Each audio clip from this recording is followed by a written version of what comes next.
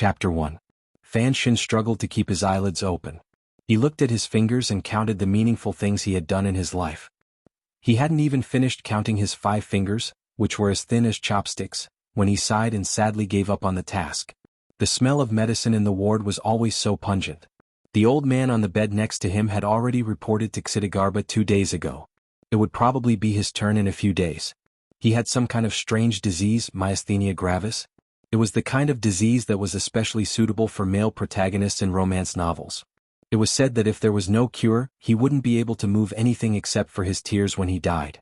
But I'm not a male protagonist in a romance novel. Fan Shin mumbled, but because the muscles in his jaw were useless, it became a string of muffled murmurs. He looked at his middle finger and felt sorry for himself. I'm still a virgin. He really hadn't done anything meaningful in his life. Other than helping an old lady cross the road, giving up his seat on the bus, getting along with his neighbors, helping his classmates cheat on exams. Fan Shin was a good, useless man in the traditional sense. His parents had passed away long ago, so he was left alone in the hospital, waiting for the day his life came to an end. Good people don't get rewarded. In the silence of the night, Fan Shin seemed to be able to clearly see the muscles in his throat slowly relax, unable to relax anymore. His breathing muscles also gradually lost their elasticity like a rubber band, weakly flattening out. The clean little nurse in the hospital was nowhere to be seen. Next to her was an old woman, who was talking about something with pity in her eyes. Am I going to die like this? His fear of death and his desire for a taste of life filled him with a mixture of emotions he had never felt before. The person to send him off was not the cute little nurse he had been hoping for, but this obeisant. This undoubtedly added to Fan Shin's melancholy. Miserable and sad, his eyes drooped, looking at the black cloth covering the window of the ward to block the sunlight. He felt that life was really as lonely as dog shit. Miserable and sad, a drop of wet liquid slipped from the corner of his eye. Fan Shin felt a little sad. He stuck out his tongue and licked the tears that had slid from the corner of his eye to his lips. He was surprised to find that his tears were not only salty, but also had a slight fishy smell. Was it because he rarely bathed in the hospital that even his tears began to stink? He couldn't help but curse in his heart. Who asked you to cry? Who asked you to cry? Do you really think you're the male lead of a romance novel? But he immediately realized that something was wrong. Why could his tongue stretch out of his lips to lick his tears? According to the doctor, his tongue had long lost its ability to move. The only use it had now was to easily slide back into his esophagus and block his airway, thus becoming a rare genius in the world who committed suicide by swallowing his tongue. Then he found that it was easier for him to open his eyes. His field of vision was very wide, and his eyesight was much better than before he got sick. The scenery in front of him was clear and bright, and there was an object made of bamboo lying in front of him. Fan Shin, who had been in a daze, suddenly saw a shocking scene through the bamboo shards. More than 10 men in black, brimming with a murderous aura, were holding sharp weapons in their hands, hacking at him. For a moment, he had no time to tell if this was a dream or a strange experience before death. He instinctively shrank his head back and covered his face with his hands. If it had been any other ordinary person, they would probably have done the same thing. Swoosh, swoosh, swoosh, swoosh. Countless sounds of breaking air rang out. This was followed by countless muffled grunts and then silence. After a while, Fan Shin felt that something was wrong. He carefully separated 2 fingers from the hands covering his face and secretly looked outside. The bamboo basket in front of him divided the space in front of him into countless pieces. Looking through these holes, he could clearly see more than 10 corpses lying on the ground. Blood flowed on the ground and the fishy smell filled the air. Fan Shin was frightened. Everything in front of him was too real, and he couldn't come back to his senses for a moment. Then he suddenly thought of the hands on his face. Could it be that his hands could move? Could it be that his illness had really been cured? Then what was going on in front of him? Was this all a dream? When he woke up, would he still be lying on a sick bed, unable to move, a cripple who could only wait for death? If that was really the case, then it was better not to wake up from this dream. At least his hands could move and his eyes could blink. He thought sorrowfully and touched his wet face with his hand. When he pulled his hand back, he found that it was covered in blood. It turned out that the drop of wet liquid that had dripped from the corner of his eye was someone's blood that had splashed onto his face. Fan Shin stared blankly at his hands, screaming in his heart that these were definitely not his hands. In front of him was a pair of white, tender and adorable little hands. They were stained with blood, and they looked as strange and enchanting as a white lotus that had bloomed in Azura's field. They were definitely not the hands of an adult. A series of emotional shocks surged into Fan Shin's mind. He couldn't help but be stunned. Countless questions and incomparable fear occupied his body and mind. It was the 57th year of the Qing Kingdom. His Majesty had led an army to conquer the Western barbarians, but the war had not yet ended. Count Sinan was also with the army, and the Empress Dowager and the Council of Elders were in charge of the capital. On this day, a fire broke out at Taiping Villa on the outskirts of the capital by the Lujing River. A group of nocturnal experts took advantage of the fire to break into the villa, killing anyone they saw. A young servant from the courtyard took advantage of the night to break out of the encirclement with his young master. They were chased by a group of villains dressed in nocturnal clothes. The two sides fought all the way to the south entrance of the city. The experts who were ambushing them did not expect that this disabled youth was actually an unfathomable expert. Behind the hills, there were unexpectedly reinforcements from the other side. The identities of these reinforcements made these people even more terrified. Black Knights. The assassins who had been shot to death by crossbow bolts, lay in pools of blood and cried out in anguish. The reinforcements were mounted on horses wearing black armor.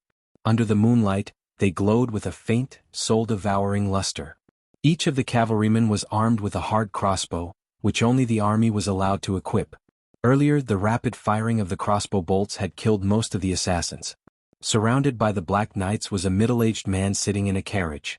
His face was pale and he had a sparse beard on his chin. He looked at the young servant who was carrying a child on his back and nodded. He then clapped his hands lightly. The clapping was the signal to attack. The cavalry separated into a group, and like a sickle in the night, they mercilessly charged into the ranks of assassins, who had suffered heavy casualties. Suddenly, a sorcerer among the assassins raised his staff and began to chant an incantation.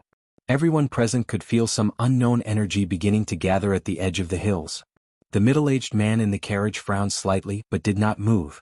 Suddenly, a black shadow leaped out from beside him, flying through the night like a hawk. With a crisp sound, the sorcerer's chanting came to an abrupt end. His head flew high into the air and blood fell like rain. The middle-aged man in the carriage shook his head. These sorcerers from the West just don't understand. In the face of a true powerhouse, magic is like the Prime Minister's pen. It's useless. Dozens of Black Knights confirmed that the surroundings were safe. They clenched their right fists and made a hand gesture, reporting that the surrounding assassins had been cleared. The cavalry parted, and the carriage inside slowly moved forward, stopping in front of the young servant. The middle-aged man in the carriage sat in a wheelchair with the help of his subordinates. The middle-aged man with crippled legs pushed the wheelchair under him, slowly approaching the center of the field, toward the young man who had been standing as straight as a spear. Looking at the bamboo basket on the young servant's back, the middle-aged man in the wheelchair finally showed a hint of red on his pale face. Finally, nothing happened. The man carrying the bamboo basket had his face covered with a black cloth, and in his hand was a black iron rod that looked like a sword. Blood was slowly dripping from the iron rod, and beside him were many corpses. The corpses were all experts in the ambush, and there was blood on the throats of the corpses. It seemed that they had been killed in one blow. "I need you to give me an explanation for this matter," the man with the black cloth over his eyes said coldly. The man with the black cloth over his eyes said coldly. His voice didn't tremble and there was not a trace of emotion in it. The middle-aged man in the wheelchair had a look of pity on his face. "Of course, I will give you an explanation, and I must also give my master an explanation." The young servant with the black bandage nodded and prepared to leave. "Where are you taking this child?" The middle-aged man in the wheelchair said coldly. "You're blind. Do you want the young master to wander the world with you? This is the young lady's flesh and blood. This is also the master's flesh and blood." The middle-aged man in the wheelchair said coldly. "I promise that I will find a very safe place for the young master in the capital." The man shook his head and pulled the black cloth over his face. The middle-aged man in the wheelchair knew that other than the young lady, even his master couldn't order him around. He could only sigh and try to persuade him. "The things in the capital will be settled when the master returns. Why must you take him away? I don't trust your master." The middle-aged man frowned as if he hated what the man said. He paused for a while and said, "A child can drink milk and read.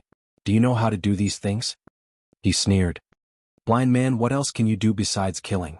The man wasn't angry. He gently pushed the bamboo basket on his back. "Cripple, it seems like you only know how to kill." The middle-aged man smiled sinisterly. This time only the nobles in the capital took action. Once the master returns, I will naturally start to clean them up. The blind young man shook his head. The middle-aged man gently stroked the wheelchair, as if trying to guess what she was afraid of. After a moment he frowned and said, I know what you're afraid of, but in this secular world, besides the child's father who can protect him, who else has the ability to protect him from that unknown danger? The blind young man suddenly spoke. His voice was still as emotionless as before. A new identity, a life without being disturbed. The middle-aged man thought for a while and nodded with a smile. Where? Danjo Port. The master's mother is currently living there. After a moment of silence, the blind young man finally accepted the arrangement. The middle-aged man smiled as he pushed the wheelchair to the back of the blind young man. He reached out to take the child from the bamboo basket and sighed as he looked at the child's adorable face that looked like a snow sculpture. He really looks exactly like his mother. He's so beautiful. He suddenly laughed out loud. This little fellow will definitely be successful when he grows up. His subordinates stood in silence a distance away. When they suddenly heard their master laughing so happily, though they remained calm on the surface, deep down they were extremely shocked. They wondered how important the child was. The blind young man tilted his head and reached out to take the child back. Though he was more innocent than normal humans, he was unwilling to let the child's face be too close to the venomous snake's hand. At the same time, he used a one-syllable word to express a purely polite question. The middle-aged man smiled as he looked at the child's face. There was an indescribable and especially terrifying feeling in his smile. He's only 2 months old, but he's able to wipe the blood off his face. After experiencing such a terrifying thing tonight, he can still sleep so soundly. He's really... He suddenly lowered his voice to make sure that his subordinates could not hear him. The child of a heavenly meridian. The middle-aged man held great power in the capital, and he was extremely ruthless. Whenever an official who committed a crime fell into his hands, he would reveal the truth within 2 days, and he had a sharp eye.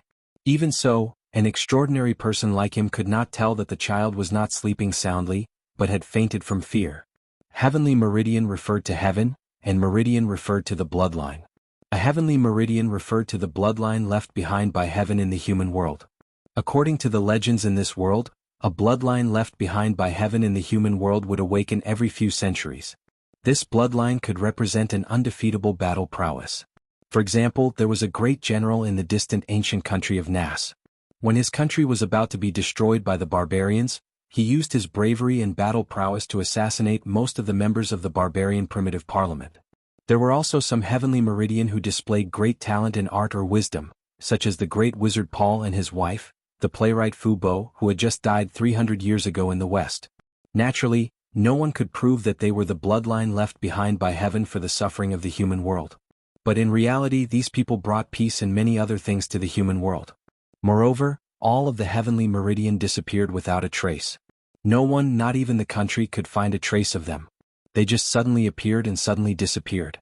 Other than leaving behind some obscure records, there was nothing to prove their existence. The middle-aged man in the wheelchair happened to be one of the few people who knew of the existence of the heavenly meridian. For some reason, after Fan Xin died, his soul came to this world, and just like that, he was inconceivably reincarnated into the body of a baby. Moreover, this baby's father or mother was unexpectedly the mysterious and unfathomable heavenly meridian of the continent. At daybreak, the battlefield had already been cleaned up. The carriage slowly moved up the stone road to the east. Behind the carriage, a group of black cavalry and a pale, middle-aged man sitting on a wheeled horse formed a very strange and enchanting scene. The carriage hit a stone, and the sound of a ripple woke up the baby lying flat on a soft silk cushion. The baby's eyes left the faces of the people who had saved his life somewhat listlessly, and looked in front of the carriage. Unlike the wandering gaze of an ordinary baby, it was incomparably clear, but unable to focus, and had a few traces of something that could not be explained clearly. No one knew that such a soft little body actually contained a soul from a different world. As far as the eye could see, the curtain of the carriage fluttered in the oncoming wind, revealing a corner of the green mountains outside the carriage and the long stone road behind it. It was like countless pictures continuously rewinding. In front of the carriage, the blind youth was tightly gripping the iron drill in his hand. His eyes were covered with a black cloth, covering both his eyes and the sky. Chapter 2.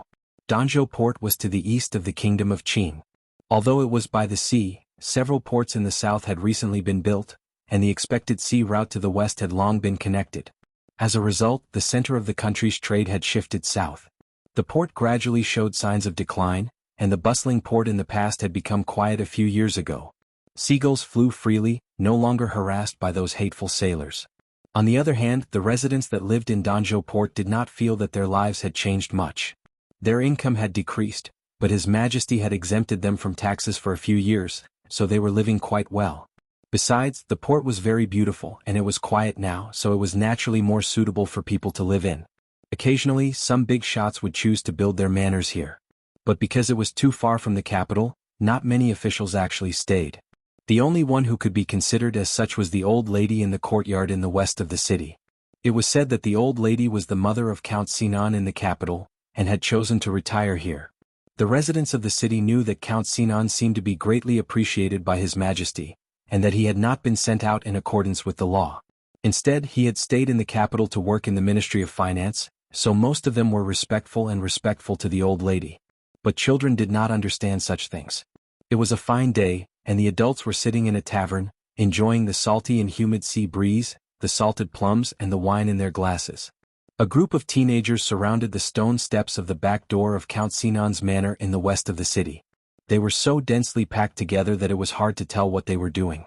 Looking closer, he discovered that it was a very interesting scene. It turned out that these youths were all listening to a child who was only 4 or 5 years old. The little boy was very handsome, with picturesque eyebrows and clear eyes. His voice was still childish, but his tone was very mature. He sighed and gestured with his small arms. It said that Truman walked to the wall and found a ladder there, so he walked up step by step and found the door. He pushed the door open and walked out, and then,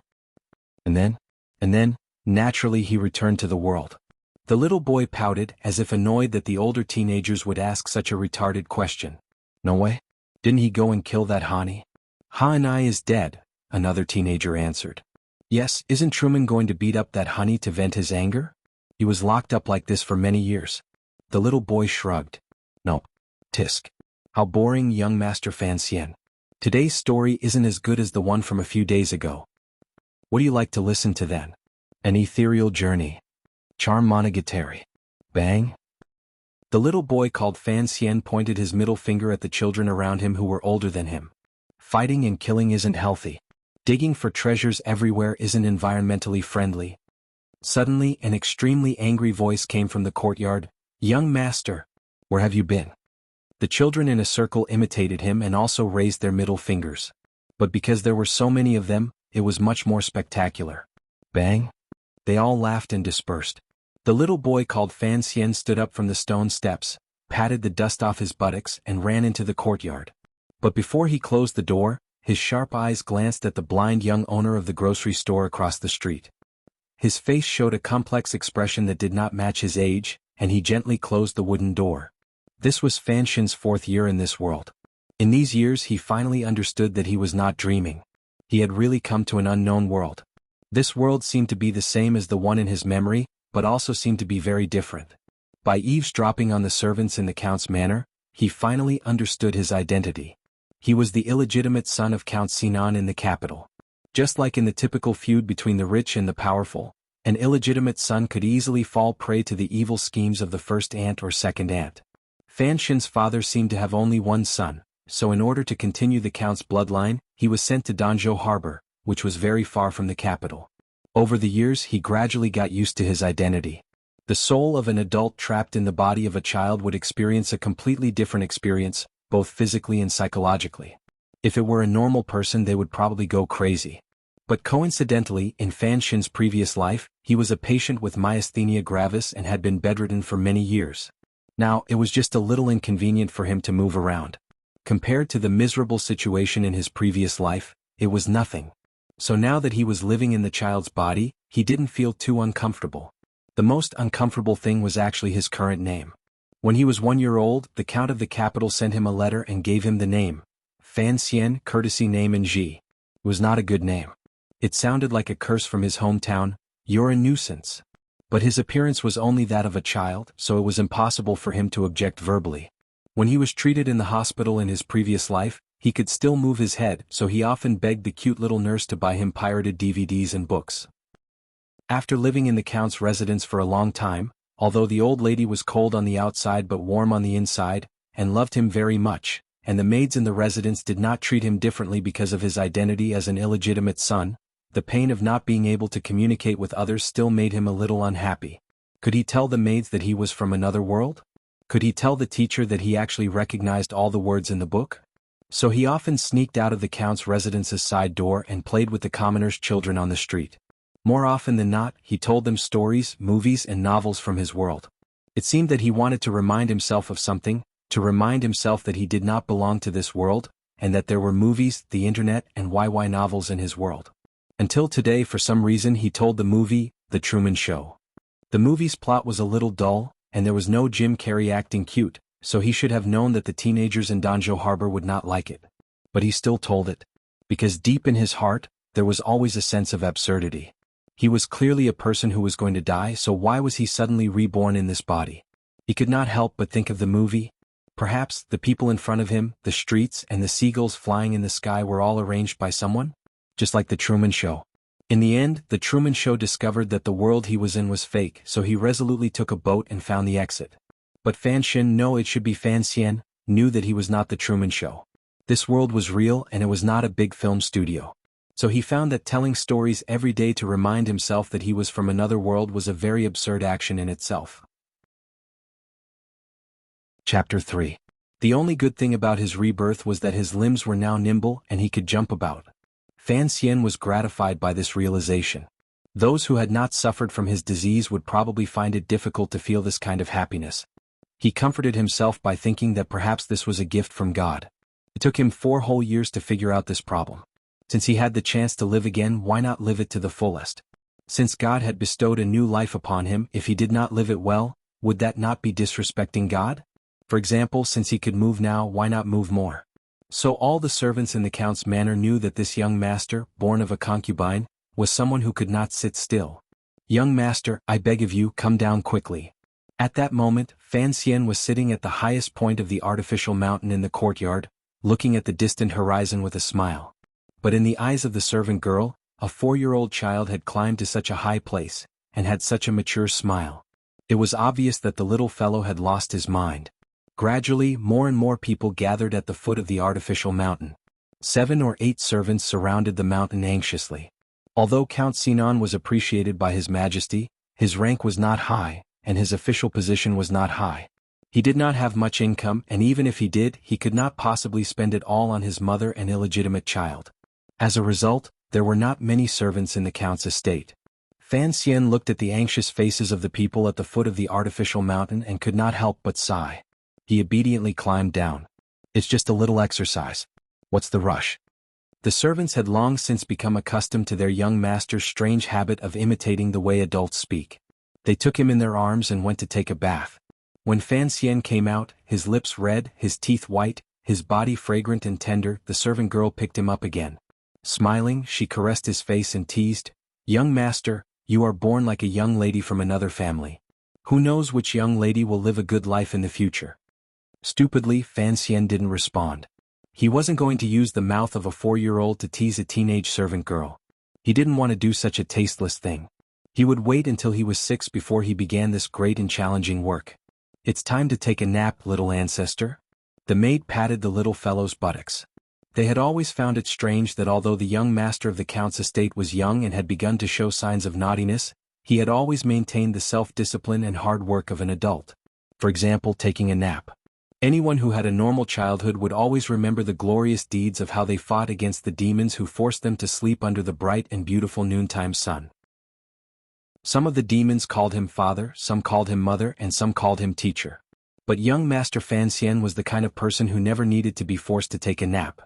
Every noon, he would put on his most adorable and innocent smile, obediently return to his bedroom and begin to sleep. He would not make a sound in the middle of it all. At first, Madame Dowager didn't believe it and asked the maids to keep an eye on the little fellow. She thought that he was using sleeping as an excuse to fool around on the bed. However, after watching him for half a year, she found that the child was really in a deep sleep every time. Even shouting at him was difficult to wake him up. From then on, the maids no longer paid attention to this matter. Whenever he slept, they would usually keep watch outside. It was summer and the maids were naturally very tired. They tilted their bodies and gently waved the little fans in their hands. Occasionally a firefly would dance in the wind. Returning to his bedroom, Fan Xian climbed onto the bed and lifted the mat covering it. He carefully took out a book from a hidden compartment he had dug out from underneath. The cover of the book was slightly yellow, and it looked a little old, but there was not a single word on it. However, there were some patterns embroidered on the corners of the book that represented some unknown meaning. Every stroke was curled up at the end, like a flowing cloud, or like the corner of a wide sleeve that had a rather ancient charm. He gently flipped open the book to the 7th page. There was a drawing of a naked man with some faint red lines on his body. He didn't know what kind of paint had been used to draw them, but it gave the viewer the illusion that these lines were slowly flowing in a certain direction. Fan Xian sighed.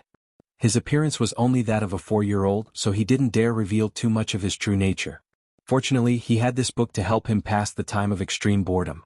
This book had been left to him by a blind youth named Wu Zhu when he was very young.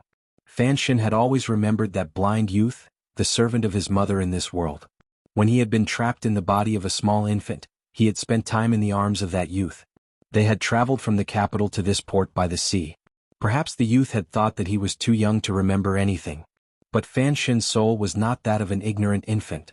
Along the way he could tell that the blind youth's care for the infant came from his heart, and could not be faked.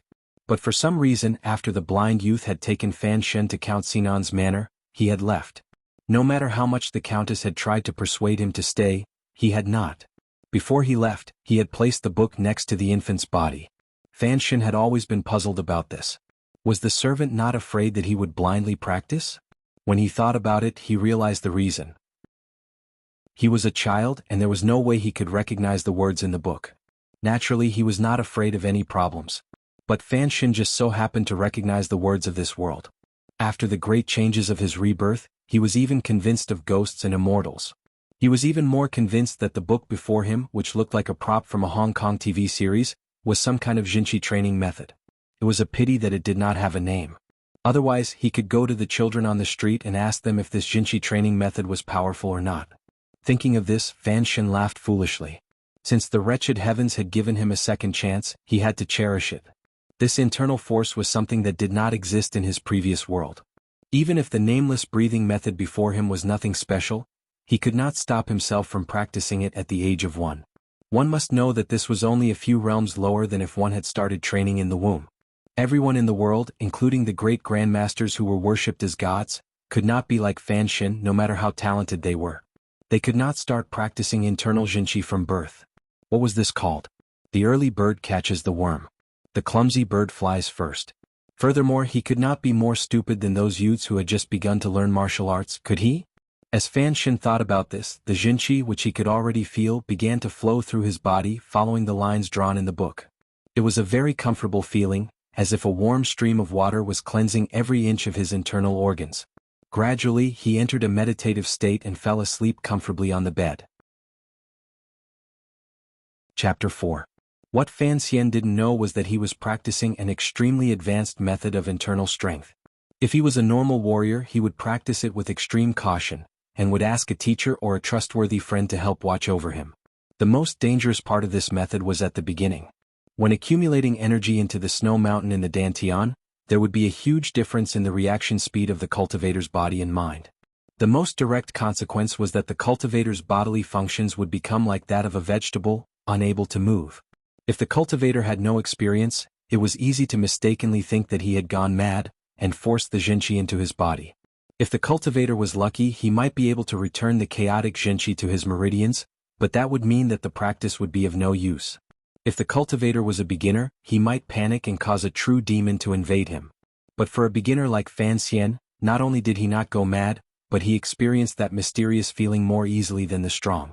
This was all thanks to his background and luck. When he first started practicing this nameless Jinchi, the body he lived in was still an infant. The innate Jinchi from his mother's body had not yet been completely returned to the world, and was still in his body. Thus, his practice was twice the result with half the effort, and he even managed to store a large portion of the innate Jinchi in his meridians. And for Fan Xian, the demon that was the easiest for a cultivator to encounter, was not difficult at all. Don't forget, in his previous life, Fan Xian had been bedridden for many years. He had long gotten used to his brain not being able to direct his body, so he did not panic when he encountered this situation for the first time. Instead, he felt the warmth of finding the remnant memories of his past. So when he first started practicing, he was not very afraid when the jinshi began to scatter, making it impossible for his body to move. Because he was fearless, his mind was free of distracting thoughts, and he easily passed through the most difficult hurdle. From then on, practice became simple. He only needed to silently recite the method, and he would naturally enter a meditative state. So for Fan Xian, his daily naps were very sweet, and could not be woken up by thunder. It was extremely difficult for ordinary cultivators to enter a meditative state, because it required luck and coincidence. For this child to meditate every day was an indescribable luxury. The heavens really did care for him. When she woke up, she rolled her fresh and lovely face in the towel in the servant girl's hand, which was considered washing her face. In the afternoon, he began to study with a teacher from Donghai County, who was specially invited by the Earl's mansion in the study. The teacher was not very old, about 30 years old, but his body gave off a very old and rotten smell. 10 years ago, the kingdom of Qing had begun a literary reform movement. It had begun with an essay by Mr. Hu, the head of the Secretary Pavilion, on literary reform. Today's literary scene was the battleground between ancient and modern literature. The so-called ancient language was the classical Chinese from Fan Xian's memory, while the modern language was similar to the vernacular, but the wording was more elegant. Fan Xian's teacher was a fan of the ancient school of literature, so he taught Fan Xian what to read every day. Although these books were not the same as the 4 books and 5 classics of Fan Xian's previous world, the wonderful thing was that many of their contents were not too different. They were also divided into Confucianism, Moism, legalism, and Taoism. As a result, Fan Xian began to wonder where he was the first time he attended the class. The summer was hot and stuffy and the study was steaming. The teacher pushed open the south window, and the sound of cicadas could be heard outside. Together with the cool breeze, it was a beautiful scene. The teacher looked back and saw his pupil sprawled on the table in a daze. He was about to reprimand him, but when he saw that beautiful little face, his heart softened. The teacher actually admired his pupil. At such a young age, he could speak clearly, and could understand a thing or two about the profound meaning of the predecessors recorded in the books. For a 4-year-old urchin, this was not easy. The teacher had his own doubts. Count Sinan was a little too impatient, and the requirements in his letter were too high. He had no choice but to start teaching the 4-year-old the scriptures. In an ordinary household at this age, he would only be learning a few words and reciting a child's education. When the lesson was finished, Fan Xian politely bowed to the teacher, and then respectfully waited for the teacher to leave the study. Only then did he take off his sweat-soaked coat and run out of the study. The girl servant behind him yelled at him to be careful the whole way. When he entered the main courtyard, Fan Xian immediately stopped. With an innocent and lovely smile on his face, he waddled in like a little adult. Seeing the old lady sitting in the middle of the room, he opened his mouth and called out in a childish voice, "Grandmother." The old lady's face was kind and benevolent, and her deep wrinkles were all traces of age. Only the occasional expression in her eyes told others that she was not a simple woman. It was said that Count Sinan's current status was inseparable from the old lady's connections in the capital. "What did you learn today?" Fan Xian stood in front of the chair obediently. After explaining what the teacher had taught him, he bowed and went to the side courtyard to eat with his sister. The old lady and her grandson seemed to be strangers. He didn't know if it was because Fan Xian was an illegitimate child, but although the old lady didn't mistreat him, she always had high expectations of him. As a result, she always seemed a little distant. Fan Xian remembered that when he was only 1 year old, the old lady before him had held him in her arms and wept in the middle of the night. Of course, the old lady didn't expect a 1-year-old infant to understand her words, and she silently remembered them. "Child, if you want to blame someone, blame your father. Poor thing, your mother died as soon as you were born." Past? That was a big question in Fan Xian's mind. When he first arrived in this world, he had been ambushed. Although he now knew that his father was Count Sinan, a high-ranking official in the capital whom he had never met, who was his mother? Back then, Count Sinan had been with the emperor on the western expedition, and the assassins had naturally targeted his mother. But the soul within him belonged to another world, so naturally he couldn't have any father-son feelings for Count Sinan, whom he had never met. He would only occasionally think of the woman who had already left this world, his mother in name. Chapter 5. What are you thinking about? The 2 servant girls were serving the dishes. The little girl who sat to Fan Xian's right, pouted. The little girl's skin was a little dark and she was a little thin. Sitting next to Fan Xian, who was as pretty as a girl, she looked particularly pitiful.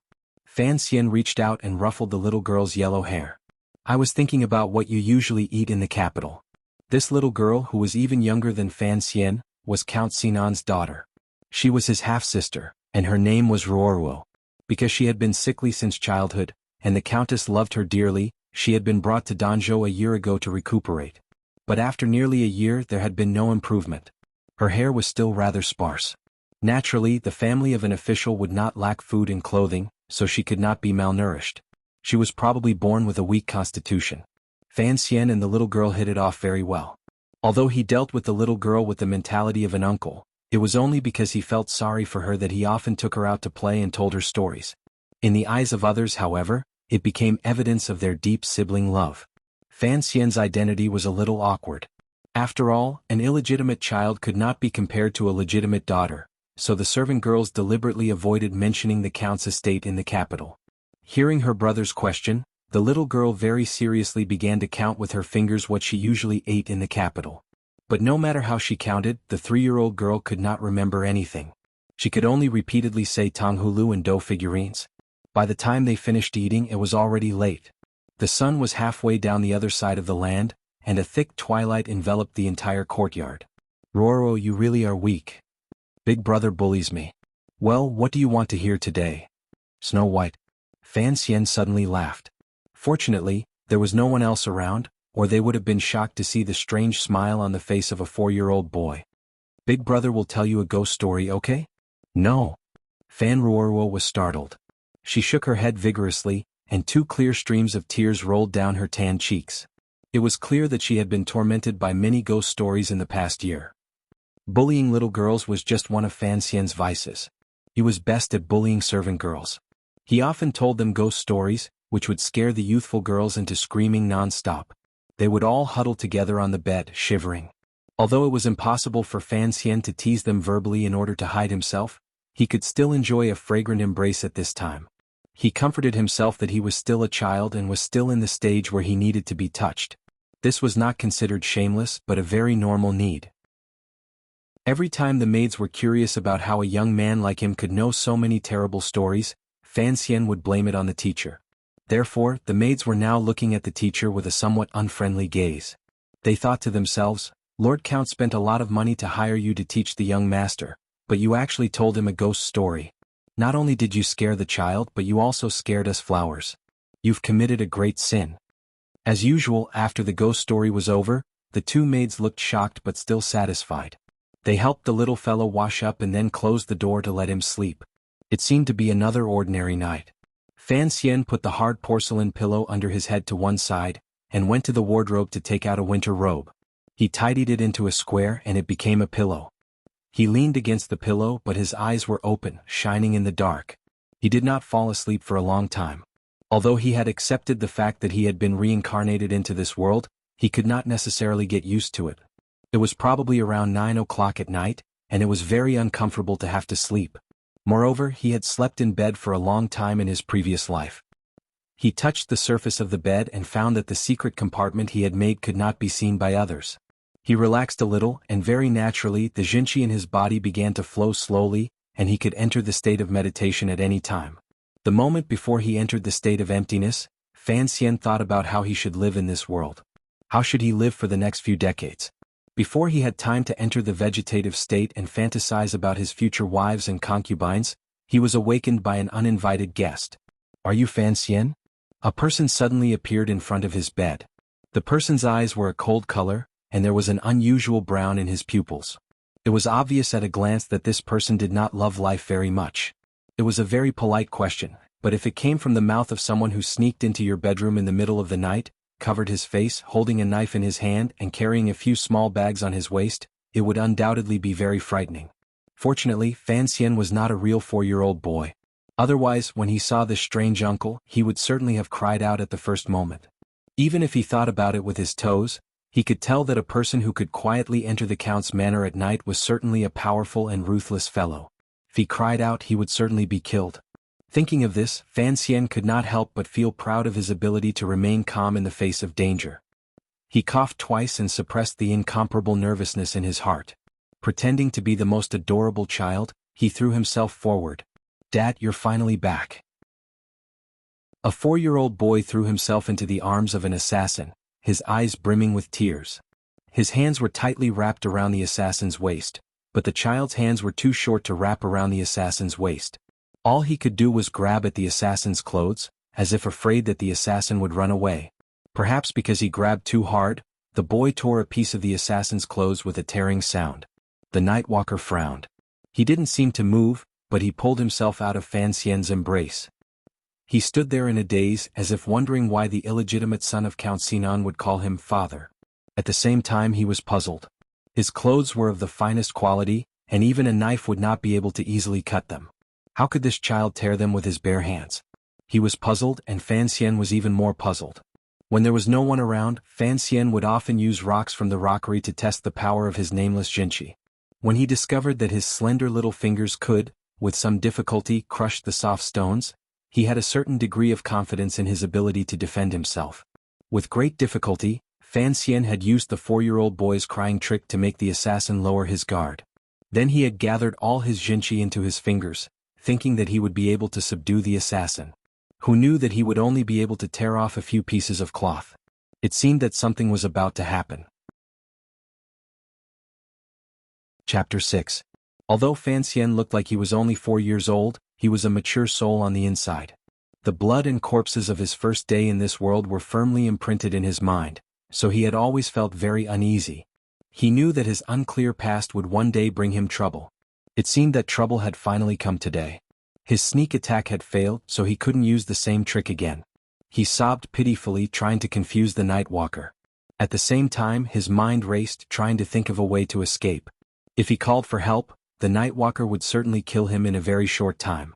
Seeing that the Nightwalker was not making any moves, it was clear that he had been stunned by Fan Xian's random call of "Daddy." Fan Xian's mind worked very quickly. Seeing that his sneak attack had failed, he relied on his innate advantage of being too young. He looked at the Nightwalker and began to cry. "Daddy, Daddy." As he cried, he nervously began to think of a way to escape. "There's no need to pretend, Master Fan."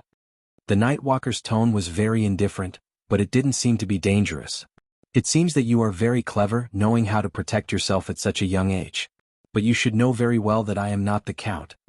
Having said this, the Nightwalker gestured with the knife in his hand, and then approached the 4-year-old Fan Xian.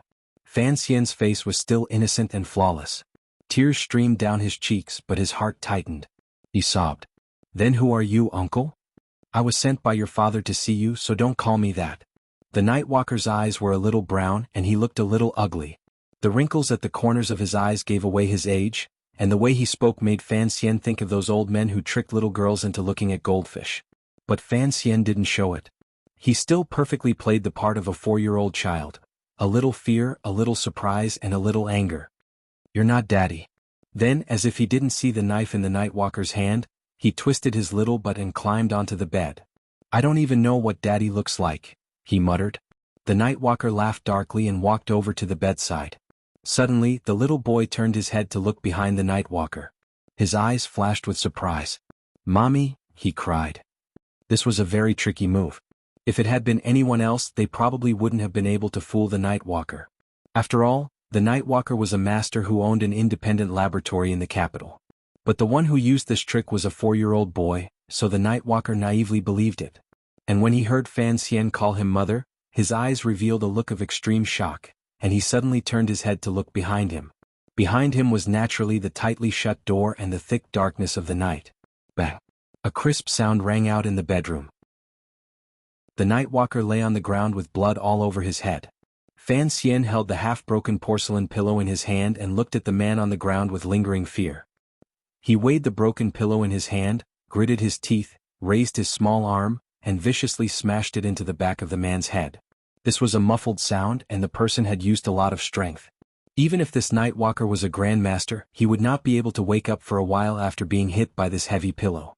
The chief maid's voice came from outside. "What's wrong?" "It's nothing, sister. I broke a cup. I'll come back tomorrow to fix it." "How can we do that?" What if you hurt the young master's foot? I said I'll do it tomorrow. Hearing the gentle, innocent and adorable young master throw a rare temper tantrum, the maid shut her mouth and said nothing more. Fan Xian walked back to the wardrobe and struggled to pull out a winter quilt. Then he tore the quilt into strips with 2 fingers and twisted them, firmly tying up the unconscious Nightwalker on the ground. Only now did he realize that his back was completely wet. A trace of lingering fear welled up in his heart. Whether it was in his previous life or this one, this was the first time he had tried to kill someone. Although he didn't know if he had killed the man, he had taken too much of a risk. If the man really was a master of martial arts, then he would certainly have lost his life. He put his hand under the Nightwalker's black mask and found that the man was still breathing. For some reason, Fan Xian suddenly had the thought of killing him to silence him. But then he realized that after his rebirth, he seemed to have become much more resilient. He had acted so ruthlessly without the slightest hesitation. He didn't realize it himself because in the heart of the child called Fan Xian, he had already died once. This rebirth was especially precious, so he wouldn't allow anyone to harm his life. Only when you're drunk do you know the weight of life. Only when you're dead do you know the weight of life. It was that simple. Holding the knife in his hand, Fan Xian thought about it again and again. He still couldn't make up his mind to kill the unconscious Nightwalker. Suddenly he thought of someone and his face lit up with joy. He quietly opened the door, ran to the backyard and crawled out through the dog hole. He came to the grocery store on the corner of the street across from the Count's mansion. Knock knock knock knock. He gently knocked on the door of the grocery store. The sound was very soft and in the quiet night of Danzhou, it didn't travel far. But Fan Xian knew that the person inside could certainly hear the knocking. Although that person had pretended not to know him for 4 years, when things came to this, Fan Xian could only think of one person he could trust. Who's there? An extremely calm and emotionless voice came from the grocery store. Fan Xian thought that this person was still the same as he was back in the capital, speaking and doing things in a methodical manner. He rolled his eyes and said quietly, "I'm Fan Xian." Sure enough, as Fan Xian expected, the wooden door of the grocery store opened without a sound. The blind youth stood like a ghost in the doorway, giving Fan Xian a fright. Fan Xian looked at the person in front of him who had brought him to Danzhou harbor. He looked at his cheeks and the black cloth covering his eyes, which didn't seem to have changed in the past 4 years. He was a little curious. Could it be that this person didn't age? Chapter 7. But there was still an unconscious assassin in his bedroom, so he had no time to ask. Someone came to kill me and I knocked him out. He's lying on the floor. The blind youth tilted his head slightly. His heart skipped a beat, but his face remained expressionless. He bowed his head and said, "What nonsense are you talking about, young Master Fan? I don't have time to pretend to be profound. You have to pay attention to me." Fan Xian chuckled, thinking, "Why are you still pretending not to know me at a time like this?" He took the blind youth by the hand and walked in the direction of the manor. "Young master, you're still talking nonsense."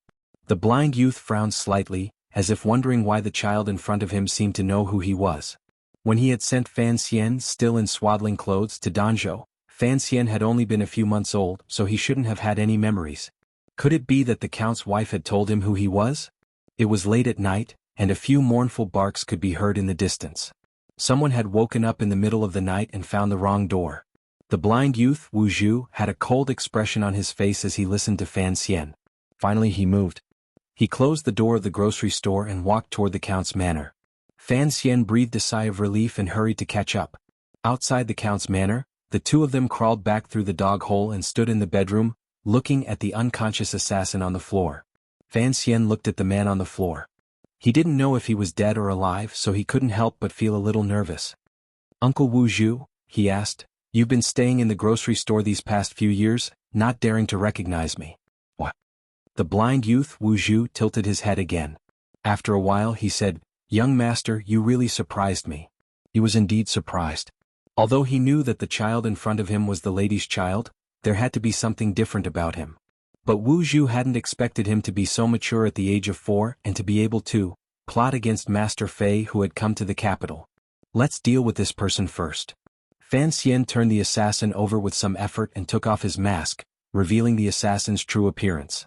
The assassin's face was thin and he was already a little old. The beard on his chin had begun to turn white, but for some reason, there was a faint green color mixed in with the white, which made him look a little disgusting.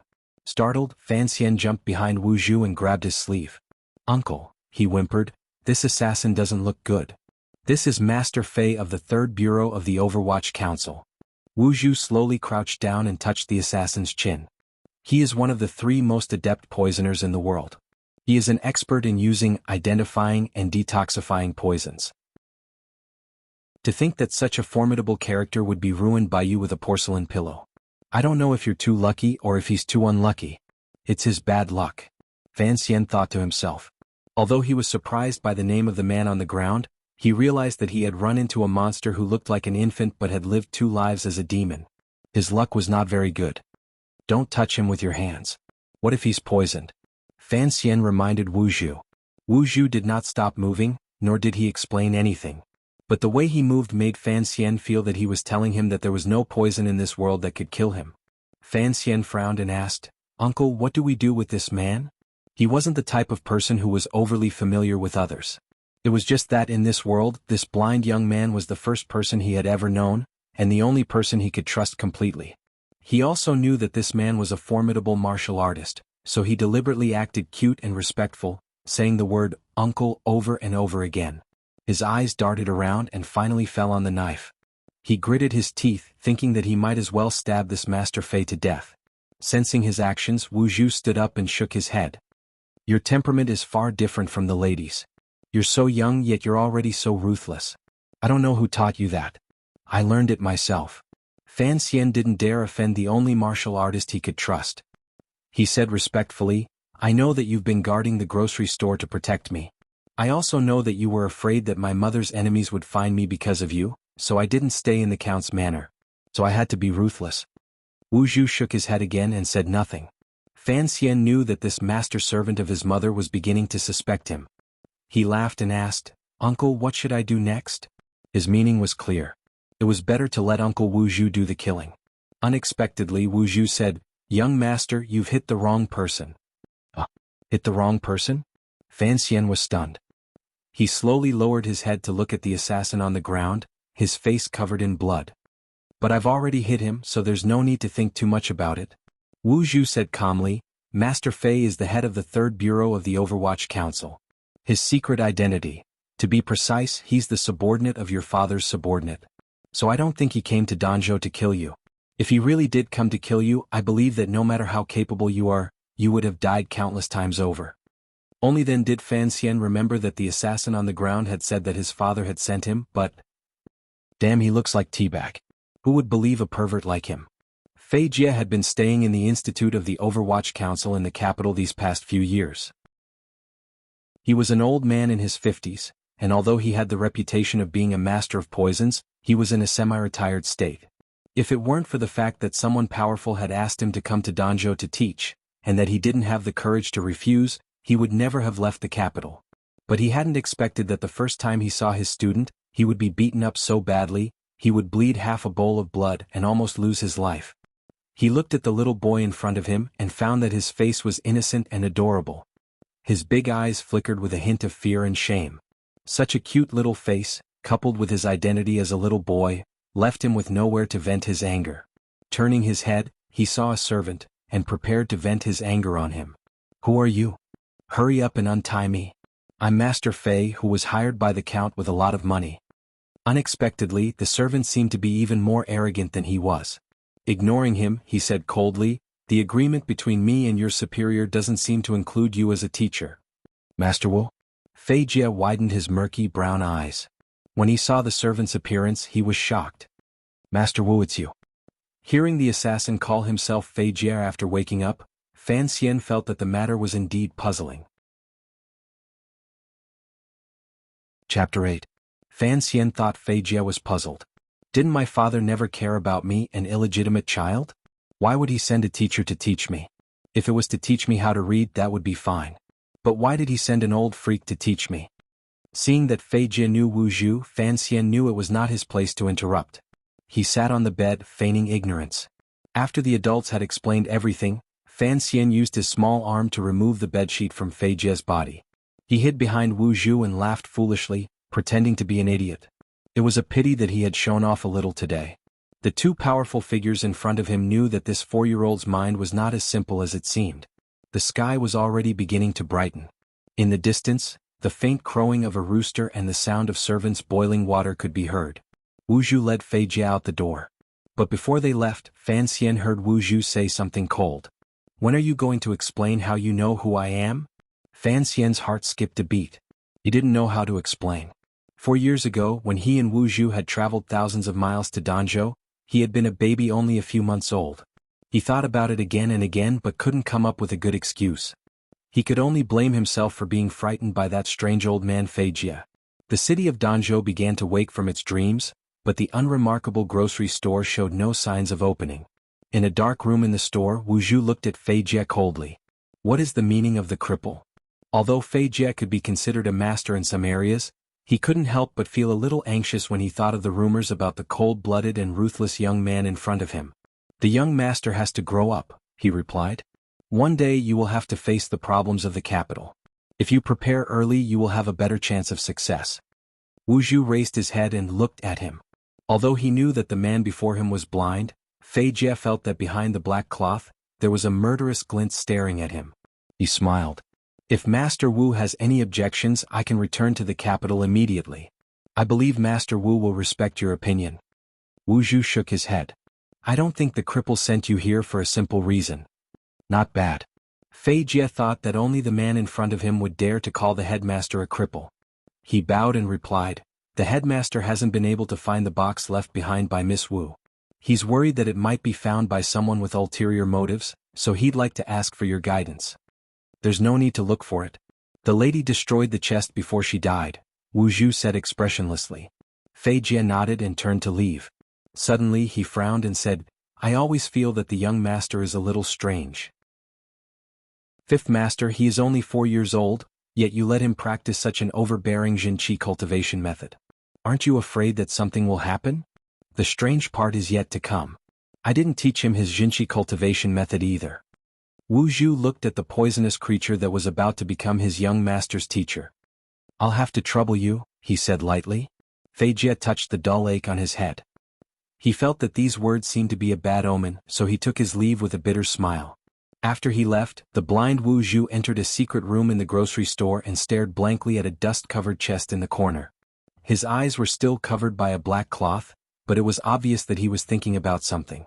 During the day, a strange teacher came to the count's manor. After handing in his name card, he was personally received by the countess. Somehow, he gained the countess' trust and became the second teacher of the Fan family's young master. The maids had long since spread the news and they all felt it strange. How could a man with a bandaged head, who looked like an old scoundrel, be qualified to be their young master's teacher? In the study, Fan Xian was obediently massaging Mr. Fei's back. Last night he had knocked Mr. Fei's pillow, and now he had to quickly curry favor. "Teacher, you can't blame me," he said in a childish voice. Deep down he felt disgusted. "You had a knife. I'm young so I was a little impulsive." Fei Jie thought that without a knife, how could he pry open the door? He had only planned to sneak in to see what this legendary illegitimate child looked like. Who would have thought that the child would stay up in the middle of the night and play with insomnia? So it was inevitable that there would be a misunderstanding. But the back of his head still hurt. What a pity. In the future he would find a way to get back at Fan Xian. "I thought you would come to teach me in secret." That's right. In many Jianghu legends, a young man living alone in a small garden will come across a strange person and learn amazing skills. Those around him know nothing about it. This kind of thing is quite common. Fan Xian looked at Fei Jie bitterly, listening to him speak. "But not everyone in this world is stupid. Besides, you're not my daughter-in-law and I don't like to climb walls every day." Fei Jie's expression was not very good. He looked at the young boy in front of him. "So, since I have an identity, it's better to use that identity to teach you." Fan Xian chuckled and climbed onto his lap. "Teacher, do you know my father? What kind of person is he?" Fei Jie's face turned green and red. He knew that the young boy in front of him was a vicious person, and yet he was still pretending to be naive. He felt completely powerless. Hearing the question, he thought for a moment before replying, "The Count is a friend of my superior, so he asked me to teach you. You should call me teacher in the future." "Teacher? Then what are you going to teach me?" Fei Jie laughed, and a strange light flashed in his slightly brown eyes. "I only know how to use poison."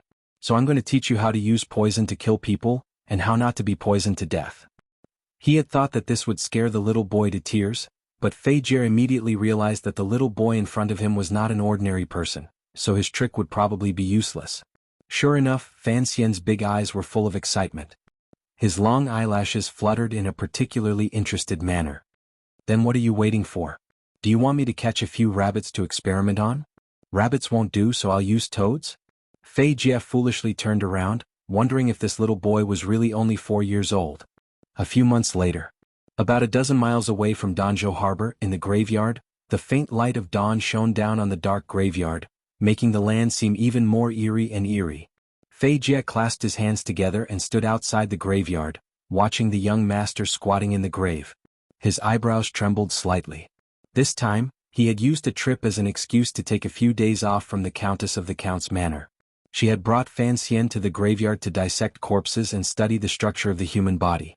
Although he knew that Fan Xian was different from the average little boy, Fei Jie saw that it only took Fan Xian a short while to get used to the gloomy atmosphere of the graveyard.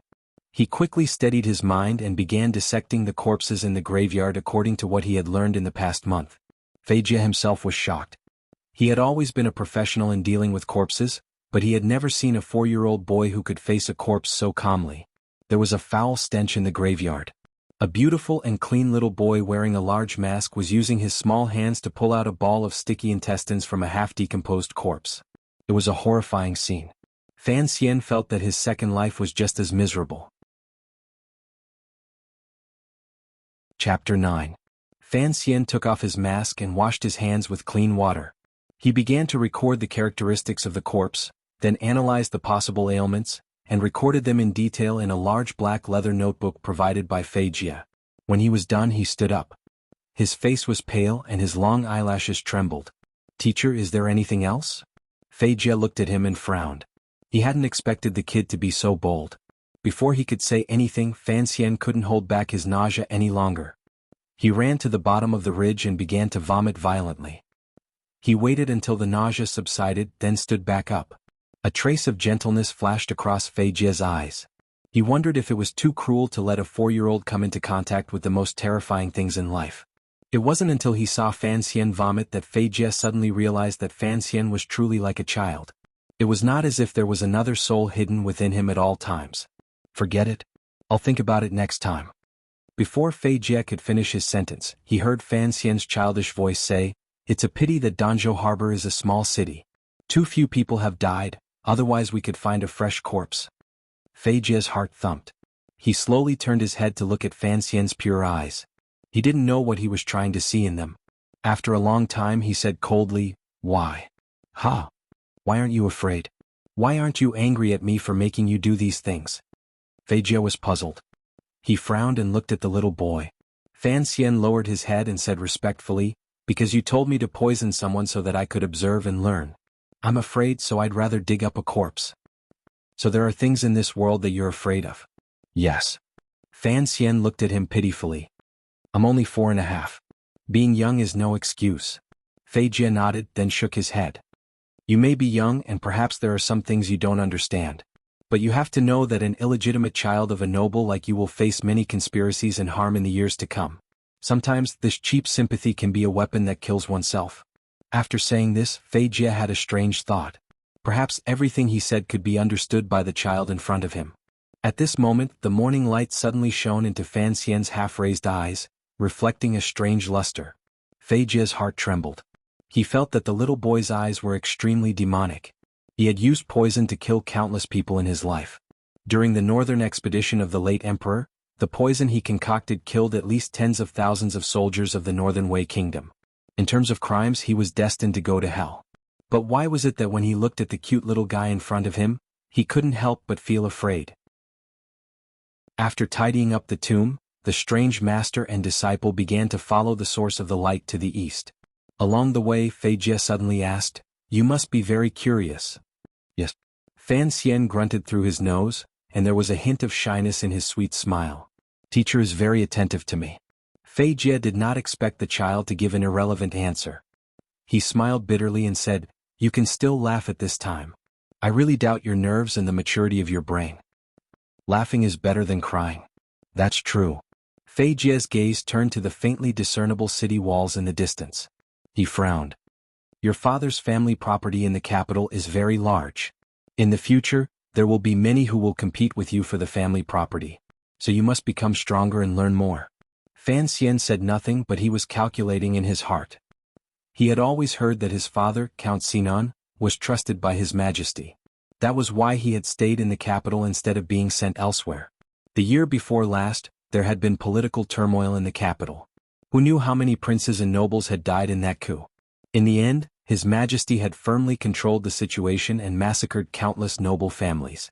Although his father was also a noble, he had miraculously maintained His Majesty's trust in him, and his position as an official had only grown higher and higher. But Fan Xian still could not understand what kind of family property could cause his own death. It could cause his father to invite the most terrifying people in the capital, the Overwatch Council, to act as his teacher. I understand. In the future there will certainly be people who want to kill me. That's why teacher taught me to use poison. He was actually afraid that I would be poisoned to death. That's right. There are many ways to kill, but the most convenient and also the least likely to attract attention is to use poison. Fei Jie placed his hand on the top of Fan Xian's head and gently stroked it. My task is to teach you these things within a year so that in the future, no one will be able to poison your food and kill you. Why now? Weren't you afraid that someone would poison me years ago? There were some questions that had to be asked clearly, so Fan Xian continued to ask questions, regardless of his fear of letting Fei Jie sense that he was mature beyond his years. Fei Jie smiled, but there was something sinister about it. Because last month, Count Sinan's concubine gave birth to a son, which means that you have a competitor for the Count's estate. And that concubine just so happens to be connected to some people in the Overwatch Council. Your father is worried that something might happen to you, but it would be inconvenient for him to send someone to protect you for a long period of time. That would only make it easier for you to surface. That's why he arranged for me to teach you. Fan Xian noticed that Fei Jie used two titles, Count Sinan and Father. I'm illegitimate. Fan Xian smiled sweetly. According to the laws of this country, I shouldn't have the right to inherit my father's title. Concubines shouldn't be too worried about me. In this world, what can be said with certainty?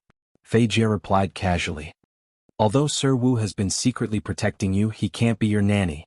The poison in your food can't kill him, but it can easily kill you. And you don't know how many people will die with you if you die. Fan Xian was more and more confused.